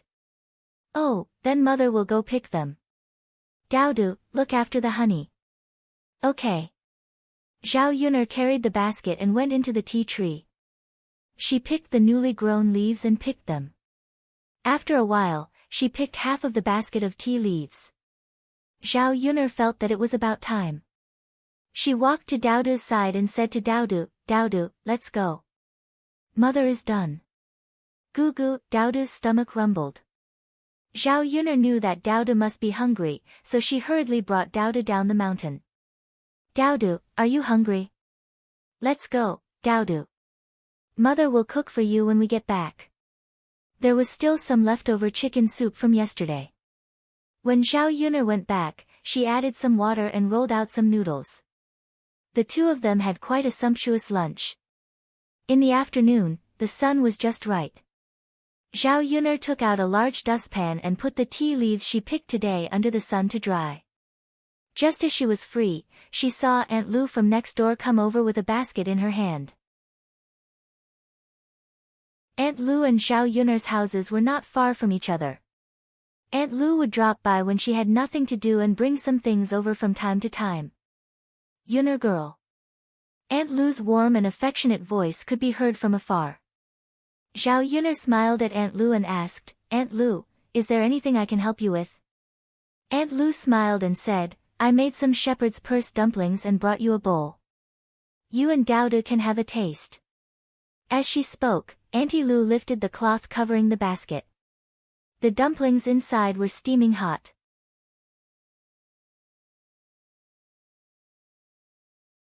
Chapter 25. Thank you, Auntie Lu. Zhao Yun didn't refuse.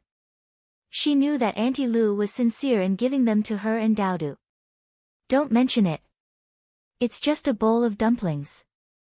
Auntie Lu smiled brightly. Auntie Lu, come in and sit for a while, Zhao Yun'er said. Auntie Lu nodded with a smile. She had already eaten. Since she had nothing to do, she didn't mind chatting with Zhao Yun'er for a while. After the two of them entered Zhao Yun'er's house, Zhao Yun'er first poured a glass of water for Auntie Lu, then brought over 10 pigeon eggs from the kitchen. Zhao Yun'er was very grateful for Auntie Lu's help over the past few years. Since she had something good now, she had to give some to Auntie Lu. Auntie Lu hurriedly refused. Yun'er, you should keep these pigeon eggs for yourself and Dowdu. Why are you giving them to Auntie? Auntie Lu, I've taken so many things from you over the past few years. I finally have the chance to give you some, but you're still refusing me. Auntie Lu sighed, then smiled and said, all right, then Auntie will accept them. Yun'er, you're really a good child. It's just a pity, Zhao Yun'er smiled bitterly. She knew what Auntie Lu was referring to. She also silently mourned for the original owner for a while. With the original owner's looks, she would have been able to find a good marriage if she hadn't gotten pregnant out of wedlock. She wouldn't have had such a hard time over the past few years. Grandma Lu, Dowdu held a bowl in his hand and brought it to Auntie Lu. He said to Auntie Lu, Grandma Lu, this is the water my mother made for me. It's very sweet. Dowdu, you should drink some too. Auntie Lu looked at Dowdu's sensible appearance and a trace of tenderness flashed through her eyes. She stroked Dowdu's head and said, Dowdu is such a good boy. If Grandma doesn't want to drink, Dowdu can drink it himself. Then Dowdu will drink it. Lil P smiled sweetly at Auntie Lu, and then drank the sweet water made by Zhao Yun'er with honey in small mouthfuls. Dowdu is such a sensible and adorable child. My heart aches for him. Auntie Lu sighed. As if remembering something, Aunt Lu asked, by the way, Yunner, did you ask your grandmother, first aunt, and second aunt to come over yesterday to make trouble again? Zhao Yun saw Aunt Lu's concerned eyes and told her the truth. Auntie Lu snorted coldly and felt indignant for Zhao Yun. In any case, Daodu is also your biological child. The blood of the Zhao family also flows in her veins. How can your grandmother be so cruel? Hasn't she always been like this? But as long as I'm here, I will never allow them to send Daodu away. Auntie Lu sighed and said, Yunner, Auntie doesn't want to criticize you, but you're still young and can still get married. Why don't Auntie help you find an honest man and marry him? You won't be in the village anymore and your grandmother won't have any ideas about Daodu. Besides, you can't always be single.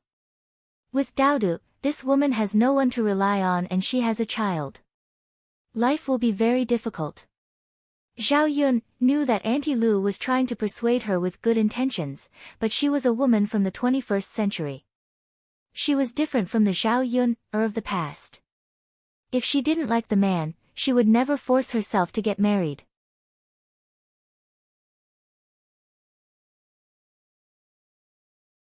Chapter 26. When Daodu finished speaking, Zhao Yun's mouth twitched slightly. She felt a bit awkward. Daodu really engraved her words in her heart. Aunt Lu couldn't help but laugh at Daodu's words. Yun, girl, Daodu's words are really cute. Zhao Yun forced a smile. She was too embarrassed to tell Aunt Lu that she was the one who said those words. Aunt Lu, I think it's pretty good to raise Daodu alone right now. I don't plan on finding someone to marry at the moment. After all, Daodu isn't someone else's biological child. Who knows if someone will treat Daodu badly? I don't want Daodu to suffer even the slightest bit. Aunt Lu nodded. That's true. Yun, girl, it's been hard on you. It's okay. I think it's pretty good right now. If you want to get married, just tell Auntie. Auntie will definitely try her best to find you a good match. Okay. Oh right, Aunt Lu, I want to go to the city tomorrow. How do I get there? Zhao Yun wanted to sell the 2 jars of honey, but she could only go to the city to sell them. She knew a bit from the original owner's memories. Yang City was about 10 to 20 kilometers away from the village. Yang City wasn't far from the capital. It was very prosperous and many officials in the capital had residences in Yang City. Naturally, there were many rich people in the city. Yun, girl, you want to go to the city? I got some good stuff. I want to sell it and exchange it for some food. At least Daodu and I won't starve. Zhao Yun explained. Then you can take old man whose ox cart tomorrow morning. The two chatted for a while before Aunt Lu left. They ate too much at noon, so she and Daodu couldn't eat the shepherd's purse dumplings that Aunt Lu sent over. After Daodu drank the honey water, he tugged on Zhao Yun's clothes and said it was delicious. Children all like to eat sweets, and Daodu was no exception. Zhao Yun made a bowl of the 2 jars of honey that she was going to sell. She could make more honey water for Daodu later. Honey was good for the stomach and beauty. She could also drink some. Zhao Yun's life was too hard in the past. Sometimes her stomach would hurt, and her complexion didn't look too good. 2. There was nothing else for the whole afternoon. Zhao Yun stayed in the house with Daodu in addition to turning over the tea leaves. When it was 4:00 came over, Zhao Tianfu and Zhao Tianfu came over. Daodu was Daodu. Was Daodu. Was Daodu. Daodu was born after Zhao Yun got pregnant out of wedlock. He was called a little bastard by many people. Therefore, the other children in the village brought Daodu to play with them. Zhao Tianfu usually came over and took Daodu to play with some interesting things. Daodu liked this uncle very much. Big uncle, little uncle, Daodu called out sweetly. Daodu, Zhao Tianfu came over and held Daodu's little hand. Looking at her two younger brothers' love for Daodu, the corner of Zhao Yun's mouth also revealed a smile. Zhao Tianfu took Daodu out to play in the village. Zhao Tianan stayed. He wanted to help Zhao Yun, so he filled 2 buckets with water and chopped some firewood. Second sister. Zhao Tianan looked at Zhao Yun. He wanted to say something, but stopped.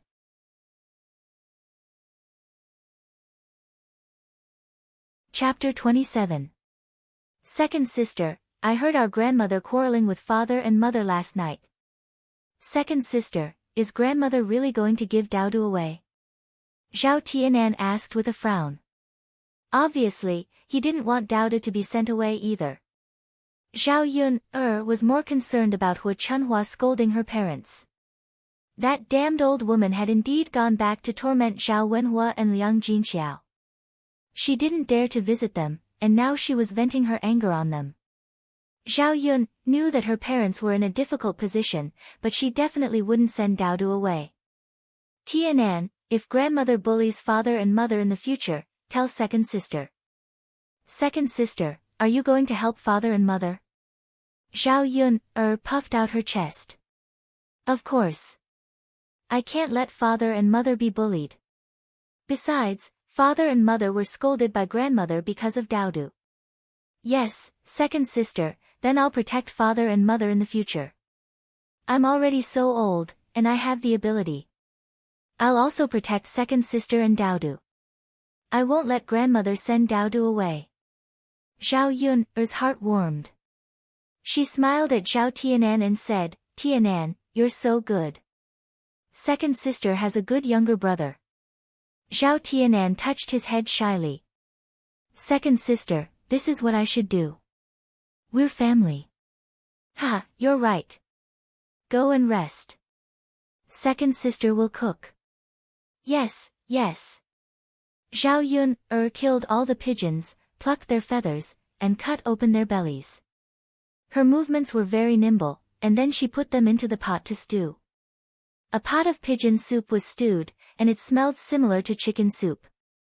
Zhao Yun rolled out some noodles, enough for a few people, and put them into the pot to cook. After a while, a fragrant dinner was ready. Zhao Tianfu had already returned with Daodu. Zhao Tianfu was still young, so compared to Zhao Tianan, he seemed a little greedy. He ate the noodles and pigeon meat, almost wolfing them down. As she ate, she smiled at Zhao Yun'er. Second sister, it's really delicious. Zhao Yun'er felt a little sour in her heart. The children of ancient times were really pitiful. Zhao Yun'er said softly, if it's delicious, then eat more. Second sister made a lot. Zhao Tianfu smiled and nodded. Zhao Tianan poked Zhao Tianfu with his elbow and whispered into Zhao Tianan's ear, Tianfu, don't eat too much. Leave some for second sister and Daodu. Oh. Zhao Tianfu reacted. After finishing a bowl, he sat on the stool and wiped his mouth. He was too embarrassed to continue eating. Zhao Yun'er said, Tianfu, second sister will go and get more for you. Zhao Tianfu hurriedly waved his hand and smiled shyly. No need, second sister. I'm full. Tianfu, don't be shy. Eat more if you like. It's not like second sister doesn't have it here.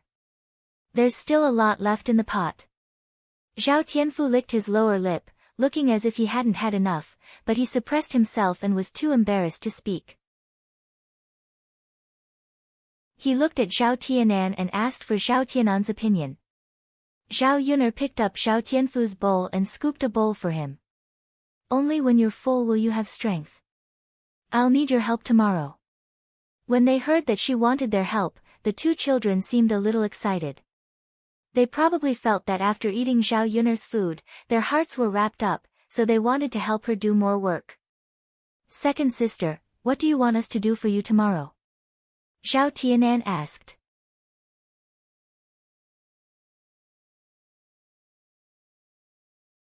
Chapter 28. Zhao Yun couldn't bring Daodu with her when she went to town tomorrow. However, she was worried about leaving Daodu alone at home. She needed someone to look after Daodu.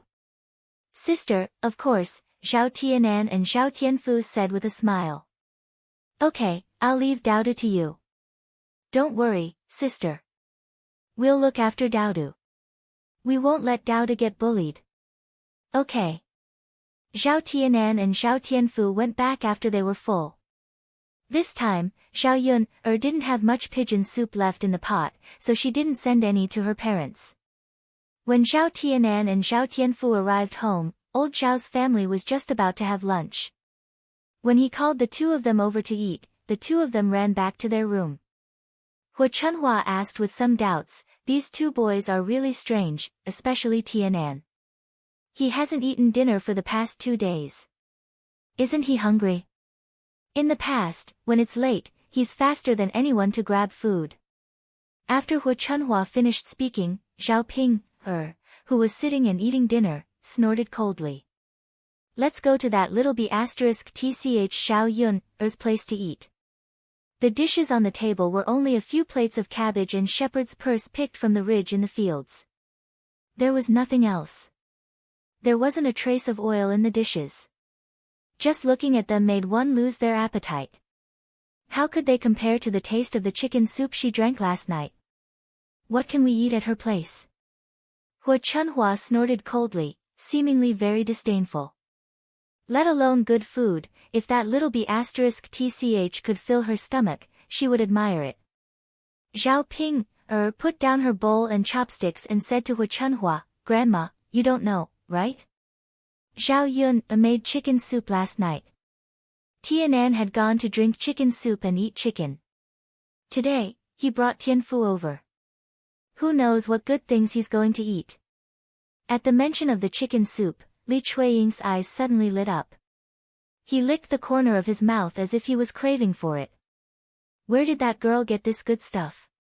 Hu Chunhua was a little puzzled.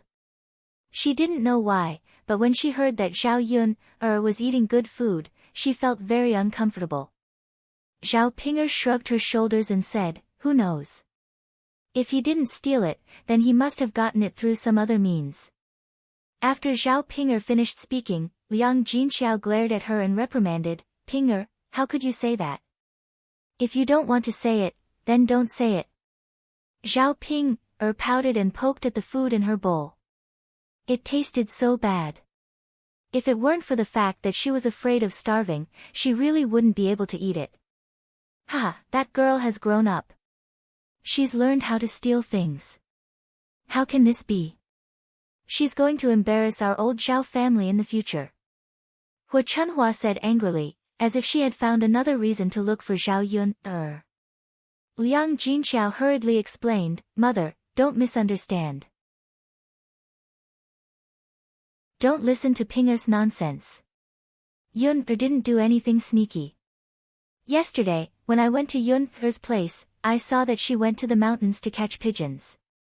She even took some pigeon eggs and stewed them with pigeon soup. It's not chicken soup, it's just pigeon soup.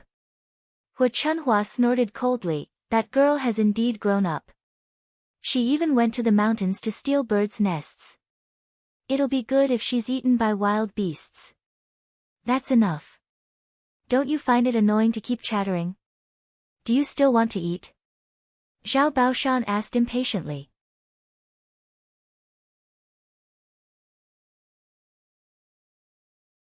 Chapter 29.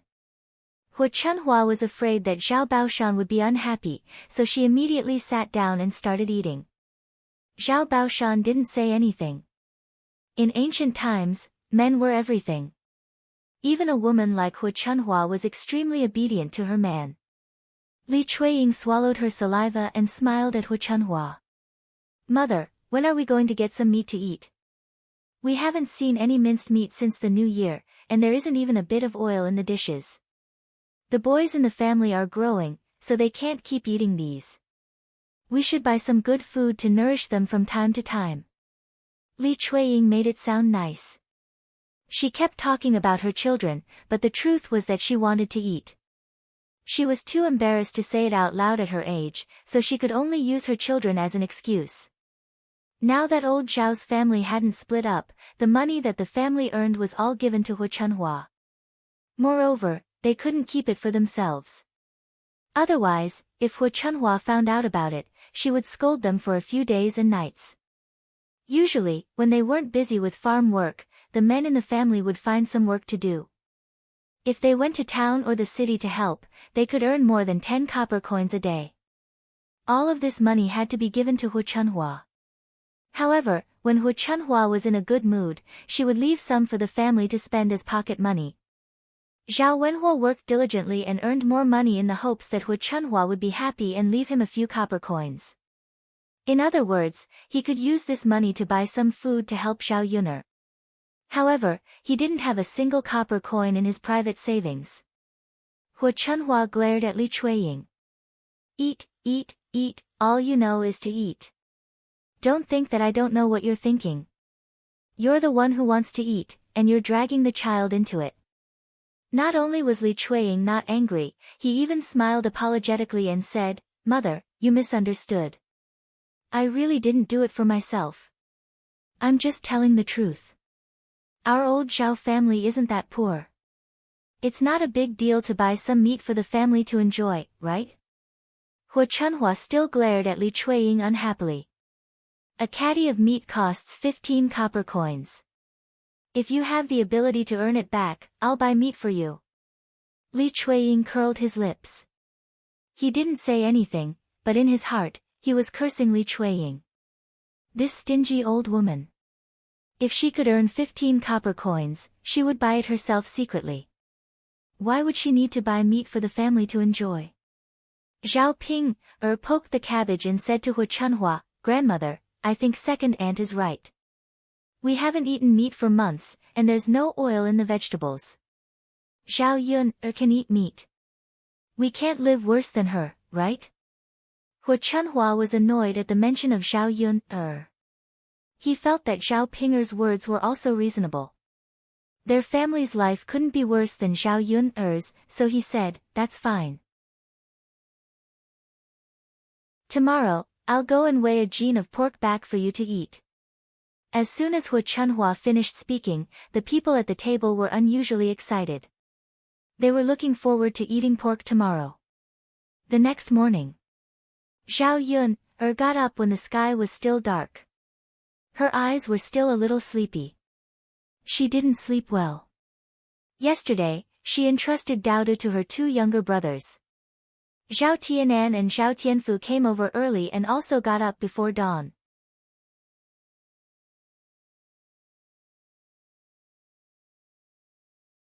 Chapter 30.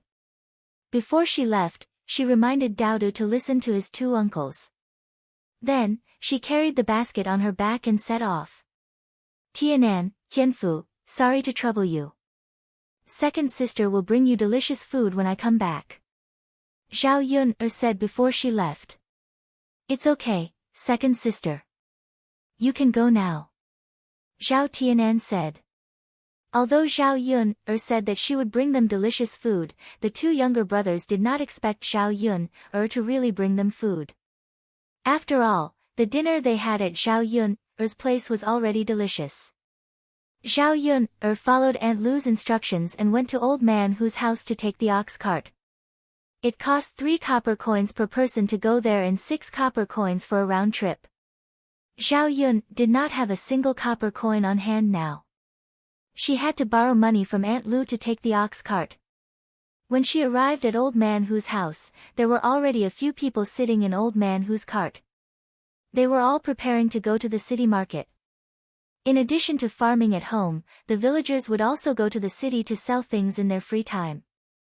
Some of them sold vegetables, some of them sold silk flowers, and some of them sold other things that they had woven themselves. Although they could not sell for much money, they could more or less supplement the family's income. The game that Lu Lei hunted on a daily basis, except for the people in the village who would buy some, most of it would be sold in the city. The restaurants in the city liked to buy game and would usually offer a good price. When they saw Zhao Yun go over, the madams in the carriage began to chatter. The matter of Zhao Yun giving birth out of wedlock caused the people in the village to more or less gossip about her. Usually, no one was willing to pay attention to her. They all thought that she was an unclean and dissolute woman. "Oh, isn't this Liang Jinxiao's second daughter?" one of the madams said at the top of her voice, not avoiding the topic at all. "That's right. I've never seen her go to the city. Why did she go out today? Who knows? She probably went out to sell things. She still has the nerve to come out for a walk. What's there to be embarrassed about? She can even do the ugly thing of having a child out of wedlock. What else can't she do?" "That's true. TSK, TSK, TSK. Just by looking at their lofty ideals, the shady business they did was disgusting. Sigh, if it was my daughter, I would have broken half of her leg. These women just had nothing to do and were bored to death. When they finally had something to talk about, they liked to grab onto it and not let it go. Make fun of yourself by making fun of others." Even in front of Zhao Yun'er, he did not know how to restrain himself. Zhao Yun'er was too lazy to argue with these women. These rural women had no manners at all. If he argued with them, he would feel that it was a waste of his saliva. He would just treat it as if they were farting. Zhao Yun'er walked over with a basket on her back. Father Hu greeted Zhao Yun'er amiably. "Yun'er, you're also going to the city today?" Zhao Yun'er also smiled and nodded at Father Hu. "Yes, I'm going to the town to sell some things in exchange for some food." Father Hu laughed happily and said, "Yun'er, get on the carriage. It's still spacious." Zhao Yun'er nodded and got on the ox carriage.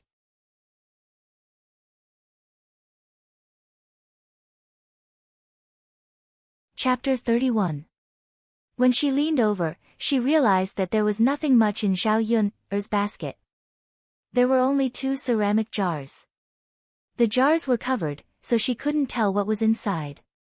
A woman in her 30s forced a smile and said to Zhao Yun, "Lass, what's in your basket?" Zhao Yun'er replied indifferently, "Nothing." How could the woman believe Zhao Yun'er's excuse? She grinned and leaned over. "Lass, just tell Auntie. We're from the same village. When we go to the city to sell something good, we'll tell each other. Of course it's not as good as Auntie's. If I tell you, I'm afraid you'll laugh at me, so it's better not to say," Zhao Yun'er said. When the woman saw that Zhao Yun'er didn't want to say anything, she felt bored and couldn't help but scold her. "If you don't want to say it, then don't say it. Anyway, it's definitely not something good. There are some people in the city who haven't been there before. If they sell something they think is precious, probably no one will want it. When you go to the city, you won't be able to sell the thing and even have to pay for the carriage." These words were naturally for Zhao Yun'er to hear. Zhao Yun'er's lips curled up slightly. Instead, she smiled and said politely, "Thank you for your concern, Auntie, but this is my business." The woman was so angry at Zhao Yun'er that she snorted softly. She turned around and scolded Zhao Yun'er in front of the other women. Zhao Yun'er pretended not to hear. Her mouth was on other people's bodies. Why should she care about what other people said? Zhao Yun'er sat on the ox cart and waited for a while. Later, a few people came one after another. Seeing that it was about time, old man who shouted and prepared to set off. The ox cart's speed wasn't as fast as the horse carriage. It swayed as it drove towards Yang City. It was a journey of more than 10 miles. It would be too tiring to walk there. Basically, when they went there, they would bring things with them. Old man whose long whip whipped the cows' buttocks as they hurried on their way. He even hummed a tune from the countryside, looking carefree and relaxed. The morning air was very fresh, mixed with the fragrance of the earth. Along the bumpy road, Zhao Yun'er felt that it was a different kind of fun. About an hour later, they arrived at Sun City. At this time, the morning sun had already risen. Sun City was bustling with activity. After entering, they saw stalls of various sizes selling all kinds of things. It was early in the morning, and the aroma of breakfast spread throughout the streets. Zhao Yuner hadn't eaten breakfast yet, but she was already a little hungry from the aroma. Father Hu found an open space and stopped. Then, he called out to the people in the car, "You guys go ahead. I'll wait here." After he finished speaking, he took out his tobacco pipe and tobacco pouch, sat on the ox cart, and began to leisurely smoke. The women who brought things over to sell alighted one after another. There was a fixed place to set up stalls in the city to sell things. When they went there, they had to pay a booth fee of 3 copper coins. Zhao Yuner knew that her honey was good stuff. If she brought it to the market, ordinary people might not be able to afford it. She had to find a shop that specialized in selling honey and then resell her honey.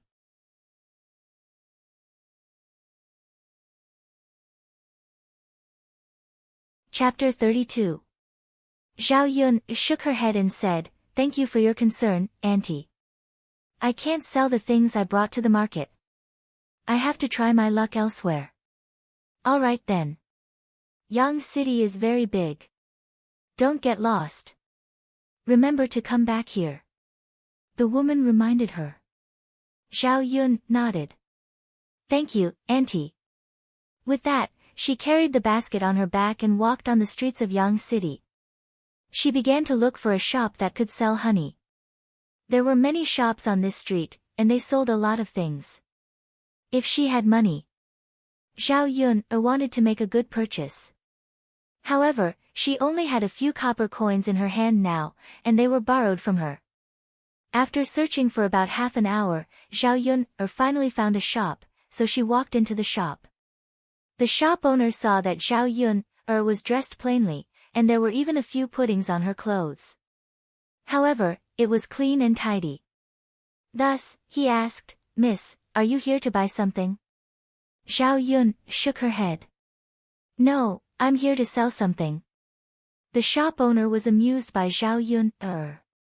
"I don't lack anything here. I wonder what you want to sell to me." The shop owner was still polite and did not chase Zhao Yun out of the shop. If it were other shops, they would probably be too lazy to listen to Zhao Yun's nagging. "I saw that you sell honey here. I have some honey, so I want to sell it to you," Zhao Yun said. As she spoke, she took out the honey from the basket on her back and handed it to the shop owner. When he opened the jar, the sweet smell of honey wafted out. The shop owner leaned forward and took a look. Actually, they had a special supply channel for their honey. They did not sell it separately. However, when he saw that Zhao Yun seemed to want to sell his honey, she was dressed plainly. Perhaps her family was in urgent need of money. He took a look at the honey. The quality was not bad. It was even more fragrant than the honey in the shop. "Take a look. What do you think of my honey?" The shopkeeper smiled at Zhao Yun and said, "That's right. It's just that this honey is basically bought by rich people. If I have too much stock, the honey might go bad. If I accept your honey, I will also be taking some risks. I can give you a slightly lower price." Zhao Yun could understand. There weren't many preservatives in ancient times, and things couldn't be left aside forever. "Then tell me the price. I can accept it. I'll definitely sell it." She was currently in need of money. No matter how much she could earn, it was better than not having any money at all. "Miss, I'll give you 800 copper coins for these 2 jars of honey. What do you think?" This price was actually higher than Zhao Yun's expectations. The shop owner would buy it from her and then sell it. In the middle, he would more or less receive some profit. Looking at the shop owner, she realized that he was a shrewd businessman. The price he gave her should be reasonable. After thinking for a while, he replied, "All right, 800 copper coins it is." "Okay." The shop owner settled the bill for Zhao Yun and told her that if she had more, she could send it directly to the shop. It was considered a long-term business. With 800 copper coins in her hand, Zhao Yun was a little excited. This was the first pot of gold she had earned since she came to this world. It would only get better and better in the future. 800 copper coins was not a small amount in the countryside. Pork was only 15 copper coins per caddy. Converted to the money of this era, it was equivalent to 800 yuan in the 21st century.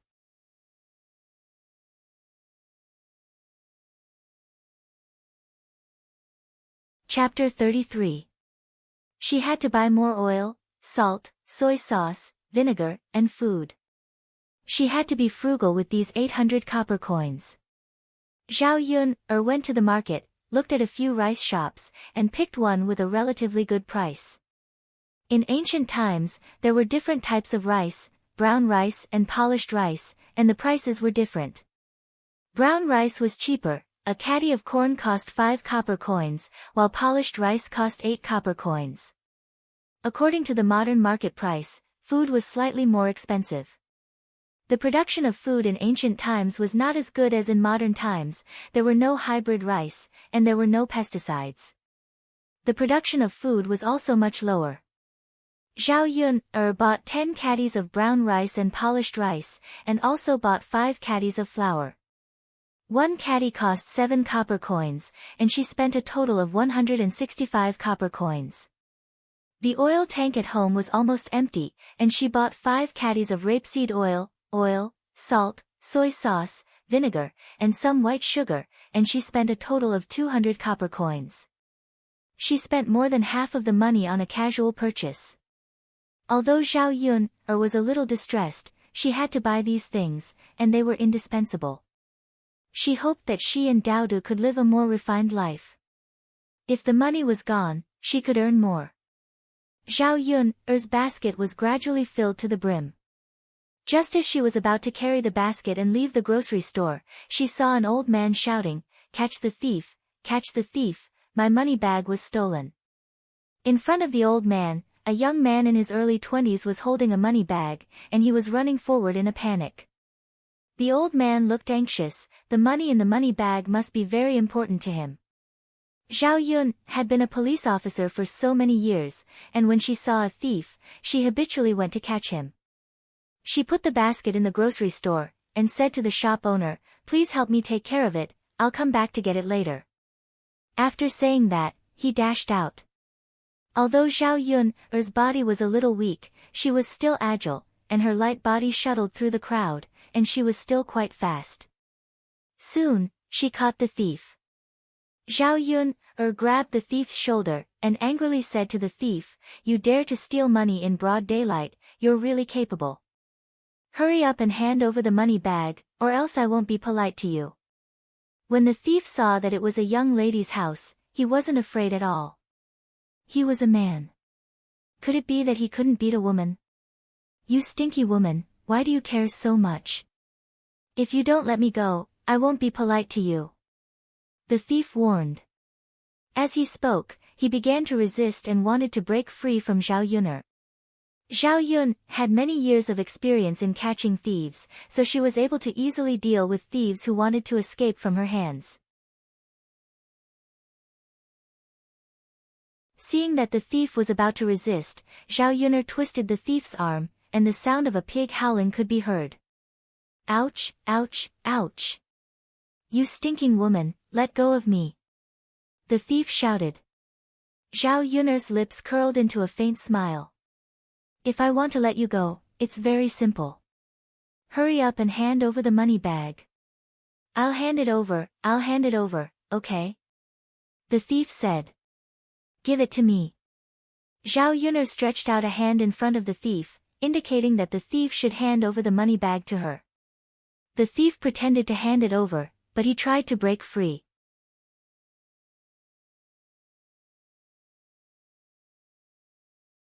Chapter 34.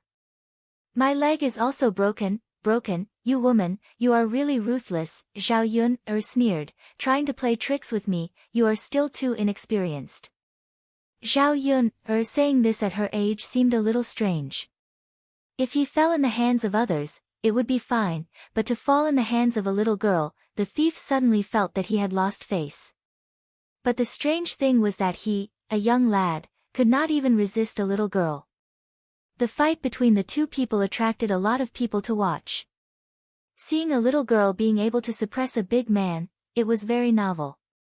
This thief was called Huang San. Because of stealing things, he was also considered to be famous in the city. He often robbed some women and children's things.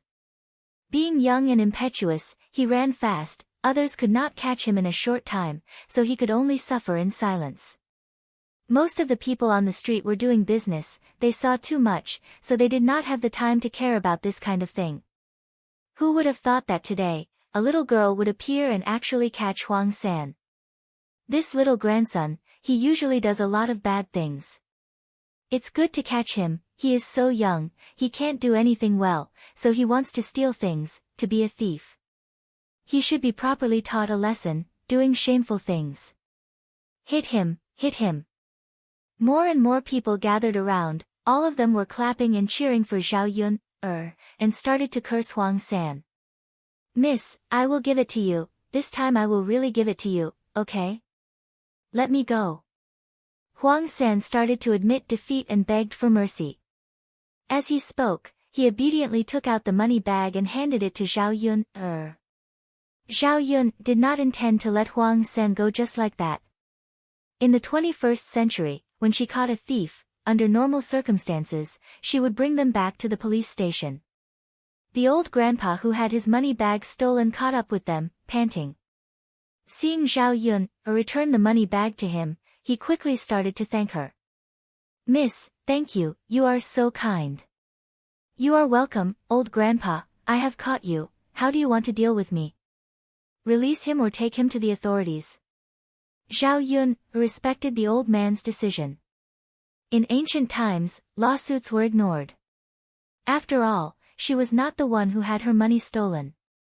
She had to see what the old man thought. If I don't go to jail for a period of time, there will also be people like me who will have their money stolen in the future, the old grandpa said. He was full of a sense of justice and was thinking for the future. Zhao Yun nodded. All right. Then he asked the crowd, who has a hemp rope? Can I have one please? Yes, yes, yes.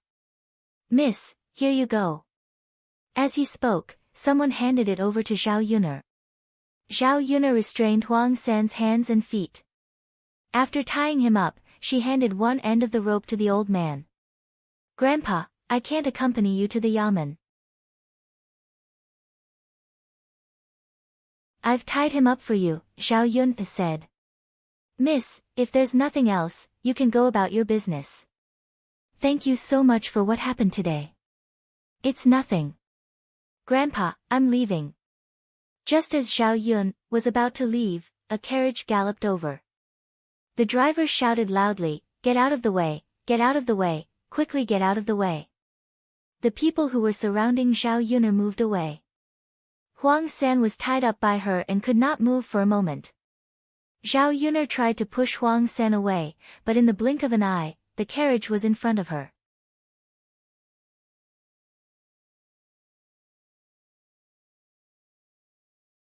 Chapter 35. Because of the sudden braking, the carriage went to the side. The driver nervously asked the person inside the carriage, Young master, are you all right? A cold voice came from inside. I'm fine. The driver let out a sigh of relief and then said to Zhao Yun, in a displeased voice, you woman, you actually blocked the young master's path.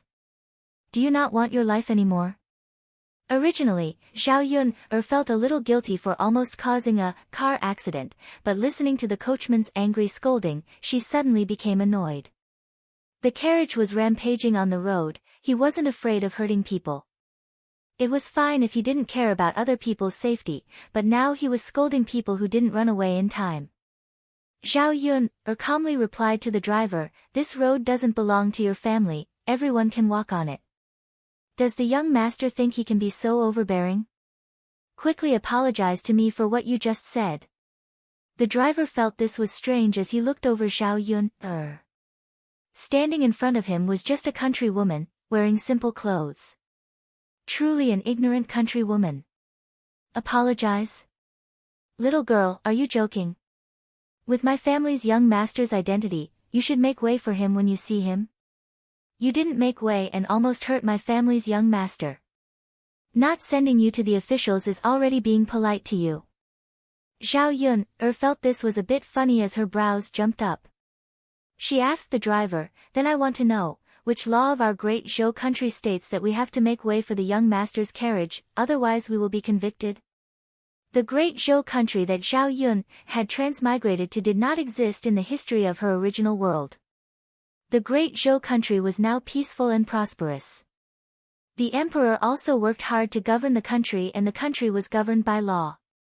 For every crime in the great Zhou country, there had to be a law before it could be convicted. It was very similar to the laws of the 21st century. The driver didn't know what to say when he was asked by Zhao Yun, Who would have thought that this countrywoman would not be afraid at all after hearing the young master's name? Rather, her mind was clear and her aura suppressed him. She didn't know if she should be considered ignorant. What? Did I say something wrong? Ah Mu, apologize to that lady. A pleasant male voice came from inside the carriage. His voice was a little hoarse and deep, but it had a hint of masculine charm. Zhao Yun was immediately attracted by the voice. She walked towards the carriage, curious as to what kind of man was sitting in the carriage. Your Highness. The coachman never thought that his master would actually ask him to apologize to this country bumpkin. It was clearly this woman's fault. Apologize. The man's voice in the carriage became colder. The coachman felt helpless. He could not disobey the order, so he could only say to Zhao Yun, Miss, I'm sorry. It's my fault. Zhao Yun was not an aggressive person. Since the other party had apologized, she would not say too much. Instead, he said to the man in the carriage, Your coachman isn't much, but your master's attitude isn't bad. This lady is a great person who doesn't hold a grudge against a petty person and forgives you. The man in the carriage couldn't help but curl up the corners of his mouth. His smile had a trace of evil charm.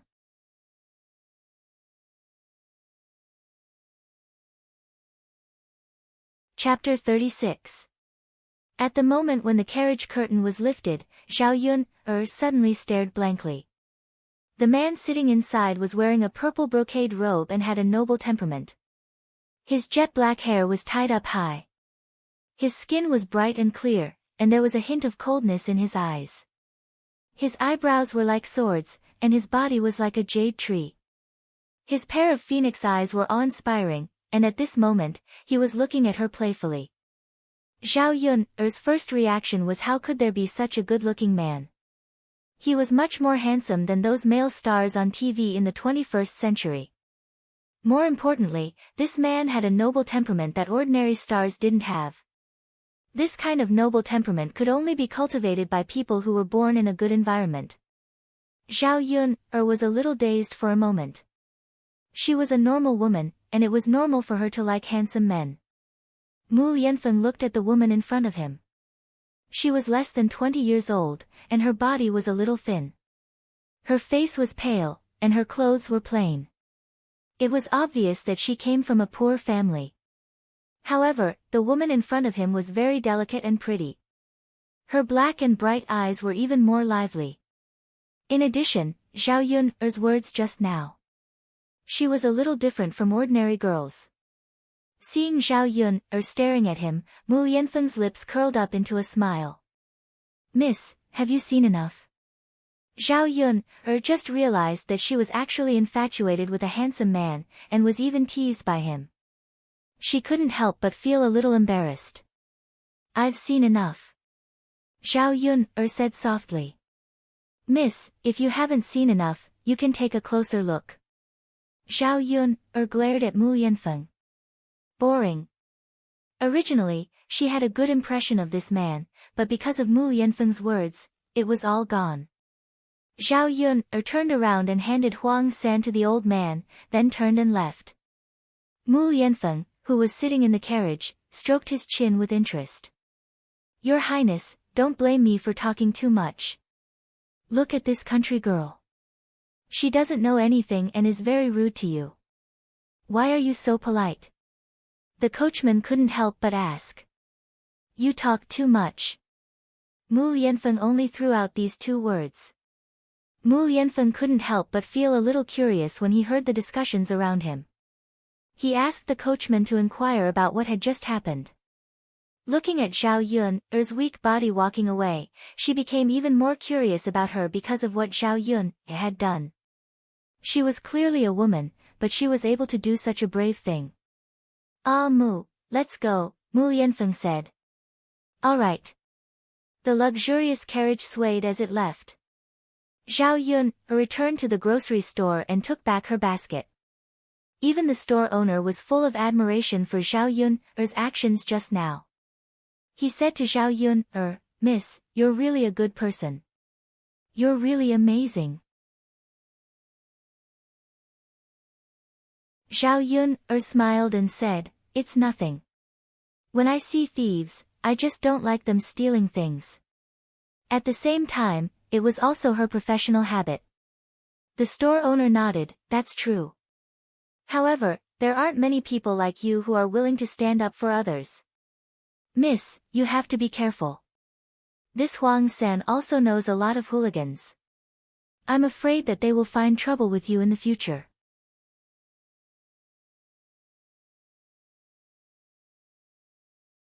Chapter 37. Alright, Mississippi. Take care. I'll give you a discount the next time you come here. Alright. Zhao Yun carried the basket on her back and walked out of the grocery store. She then went to other places to see if there was anything else she wanted to buy. It was her first time coming to a place like this. She had only seen it on television before. Now that she was here, she felt that it was a novel experience. He glanced left and right. She had not eaten breakfast, walked for a long time, caught a thief, and now carried something on her back. She felt that she was exhausted. When she reached a snack stall, Zhao Yun prepared to buy something to fill her stomach. "Boss, how much is this bun?" Zhao Yun asked. The boss chuckled and said, "Miss, this vegetable bun is 1 copper coin for 2, and 1 meat bun is 1 copper coin for 1. Zhao Yun nodded. After conversion, it was about the same as the prices in the 21st century. Thus, she called out to the boss of the bun shop, "Boss, give me 2 vegetable buns and 6 meat buns." "All right," the boss chuckled in response. Then, he took a piece of butter paper and wrapped the buns together before handing it to Zhao Yun. "Miss, these are the buns you wanted. Take them." When Zhao Yun took them, she handed over 7 copper coins. She only needed to eat 2 vegetable buns. The meat buns were for Daodu and her 2 younger brothers. The ancient era was not like the modern era. There were very few opportunities to eat meat. They might not even be able to eat it once in a few months. For those who were not well off, they could only eat it during the new year. Therefore, meat buns were definitely considered a luxury in the countryside. After eating 2 vegetable buns, Zhao Yun was finally not very hungry. Then, she went to the market and bought some pork. Pork was 15 copper coins per catty. Zhao Yun bought 1 catty and some large bones. Ancient times were different from modern times. Modern people bought bones to make bone soup to nourish their bodies, but ancient people liked to buy pork. The fatter the pork, the better. This was because ancient people used too little oil when cooking. There was a lot of lard in the fatty meat, so they liked the greasy feeling more. In this way, there wasn't much oil or meat on the bones, so the price was only 3 copper coins per catty. As he was walking back, he passed by a shop. There were all kinds of snacks and pastries in the shop. They looked very exquisite and had a faint fragrance. Before coming out, Zhao Yun'er promised to bring some good food for the children to eat. It was not bad to buy these snacks back. After entering the shop and asking around, Zhao Yun'er found that the price of these snacks and pastries was much higher than other things in this era. Under normal circumstances, only the wealthy or well-off families in the city could afford it. A good box of pastries cost a few taels of silver, and even the worst ones cost a few hundred copper coins. After walking around, Zhao Yuner bought some candies. Children loved to eat candies, so the price of these candies was within her acceptable range. One caddy was 25 copper coins. Zhao Yuner asked the shop owner to wrap one caddy in butter paper and bring it back. After buying everything, she returned to Old Man Hu's place. There were not many people there yet. Old Man Hu smiled kindly at Zhao Yuner. "Girl, you sold these things so quickly." "Yes. Your basket is full. You must have bought a lot of things."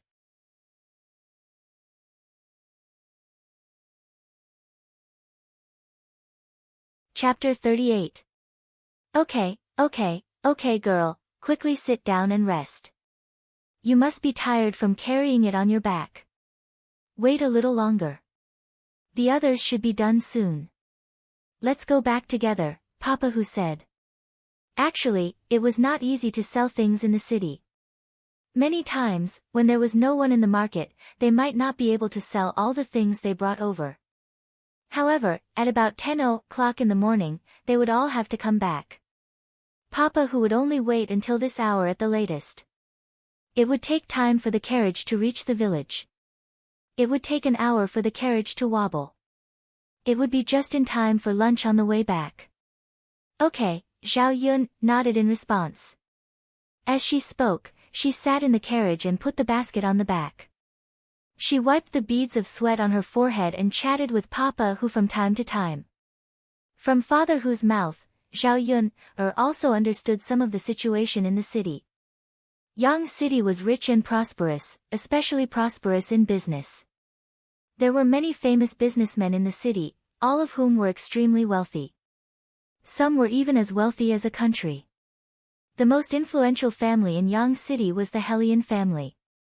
In addition to doing good business in Yang City, the Helian family had shops and businesses in the capital and other cities. Ordinary people could only look up to these rich families. After all, the distance between them and them was still too far. Zhao Yun listened with great interest. What she was most interested in now was making money.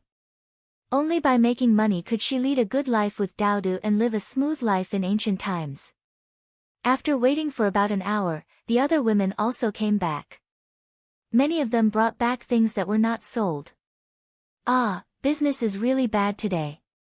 Look, there's still half a basket of vegetables that haven't been sold. Me too. I didn't sell many of these silk flowers. With the travel expenses, I can't even cover the capital. Ah, business is like this. It depends on luck. Sometimes, if you're lucky, you can sell it in a while. If you're unlucky, you'll lose money. This business is not good. Yes, it's not good. Earning money is never easy. Let's take it slow. If we don't come out and try, we won't be able to earn a single cent. Anyway, we women can't do much farm work at home. Well, it's fine. I'll come again tomorrow. While they were talking, they got on the carriage and saw that Zhao Yuner had already returned. Moreover, she had bought a lot of things in her basket. Needless to say, Zhao Yuner must have sold the things she brought today. Only then would she have the money to buy these things. These women couldn't help but feel jealous when they saw this. Some of them asked in a sarcastic tone, "Yuner, you must have sold a lot of things today, right?" Zhao Yuner replied faintly, "It's all right." "How is this okay?" "I think you sold it for a lot of silver, at least a few hundred copper coins." "Don't you think so?" The other women also responded, "That's for sure. The things in this basket add up to a few hundred copper coins. The things sold will definitely be worth more than that. That's really a lot of money. I sold it for so long, but I only sold it for 20 copper coins."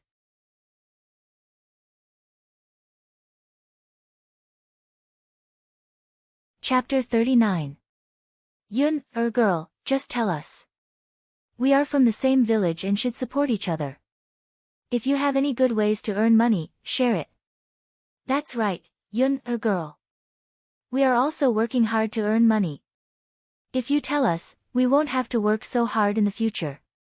These women chattered as if Zhao Yun was a stingy person and would let them down if she didn't tell them what she was selling and how she earned money. Zhao Yun was also very disgusted by these people's righteous attitude. She didn't believe that if they had a good way to earn money, they would tell others so easily. You all want to know?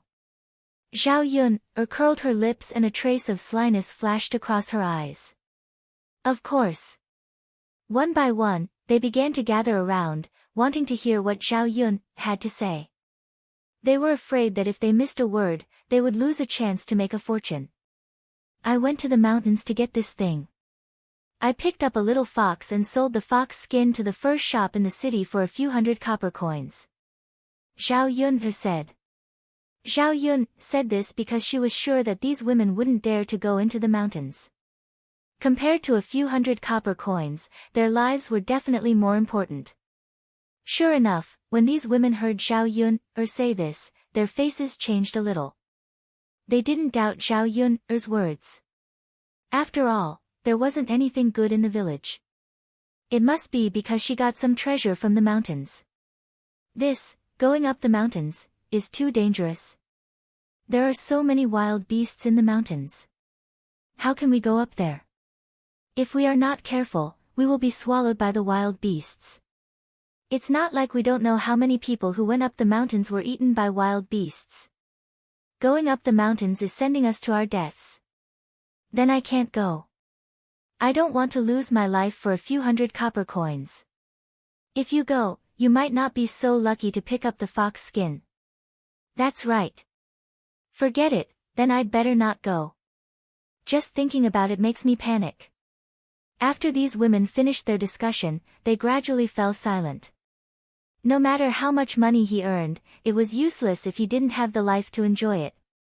The corners of Zhao Yun's mouth curled up into a smile. These women were finally not surrounding her with questions.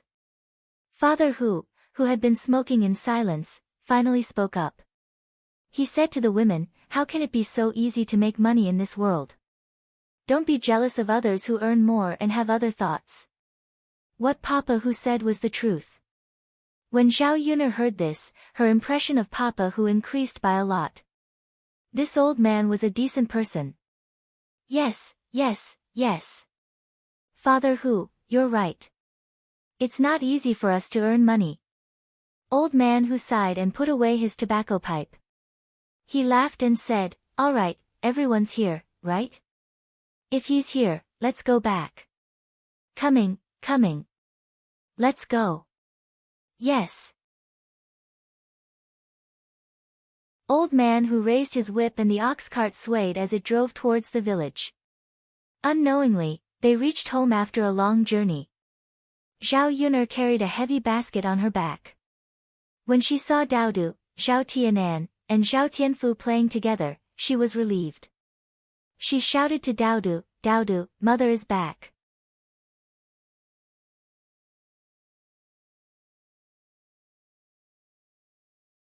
Chapter 40.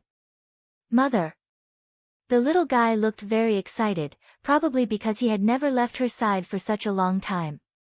Zhao Yun patted Daodu's little head and said, "Let's go, Daodu, go inside. Mother brought you delicious food." "Aha." Daodu nodded heavily and responded with a soft voice. Zhao Tianan and Zhao Tianfu also entered the room. Zhao Yun took down the basket on her back and took out a few meat buns from it. "Come, eat. Eat some meat buns first to fill your stomach. You must be hungry all morning." The meat buns emitted a meaty aroma, and the children immediately looked at them with eager eyes. "Second sister, did you buy meat buns?" Zhao Tianfu asked. He seemed to be swallowing his saliva into his stomach. Zhao Yun nodded and said, "Yes, meat buns." As she spoke, she opened the butter paper and handed it to the children. "You can eat it. It's still warm." Zhao Tianan and Zhao Tianfu were a little embarrassed. They had never tasted meat buns before. It was a good thing, and their family was usually willing to buy it back. "You two are still embarrassed? Take it. Second sister specially brought it for you to eat. Don't be shy." Zhao Yun'er stuffed the meat buns into the hands of the two people. Zhao Tianan and Zhao Tianfu then ate. Dao De held the meat buns in his hands, looked up at Zhao Yun'er, and asked in a soft and cute voice, "Mother, you don't want to eat?" "Mother has already eaten." "Oh. Then Dao De can rest assured." Dao De smiled sweetly at Zhao Yun'er, making her heart soften. Because it was their first time eating meat buns, when they tasted meat, they were very happy and showed a satisfied expression. "Mother, the meat buns are delicious." "Second sister, the meat buns are delicious. We've never eaten them before." Zhao Yun'er's mouth hung a tranquil smile. "There's still meat for lunch. This is just to fill your stomachs." "Mother, there's still meat for lunch?" Dao De's beautiful eyes lit up. "Yes. Mother, Dao De likes to eat meat. Dao De is so happy. Then Dao De should eat more for lunch." Zhao Yun'er smiled and touched Dao De's little face. This little guy really needed some nourishment. When she earned more money, she would feed Dao De until he was chubbier and cuter. It was better for children to be chubby. "Second sister, Tianfu and I should go back at noon," Zhao Tianan said. She had been eating at Zhao Yun'er's place for several meals in a row. She felt that it was not very good. "What's wrong, Tianan? Can't you eat at second sister's place?" "No. Second sister, I always eat at your place." "I feel bad about it, haha, what's wrong with that? Why are you always so polite with me? In the future, second sister will often go out. Will I be embarrassed to ask you to help me look after Dao De? Second sister, if you're polite with me, then I won't ask you for help in the future. We're a family, so there's no need to draw such a clear line." Zhao Tianan bit his lower lip. He was convinced by Zhao Yun'er. "Okay, second sister, then I'll stay and eat." "That's right. Not only this time, you can't say such things to me in the future." Zhao Yun'er took out the candy from the basket and stuffed some into the children's hands. Then she let them go out to play and come back later. She was going to make lunch. You're tuning into the Blissful Bookshelf YouTube channel. We're so grateful for your support and don't forget to subscribe to join us on this incredible journey through captivating stories. Your generosity through donations truly makes a world of difference, as it's the primary source of revenue that allows me to expand and enhance this channel for you. Thank you from the bottom of my heart for being a part of this adventure.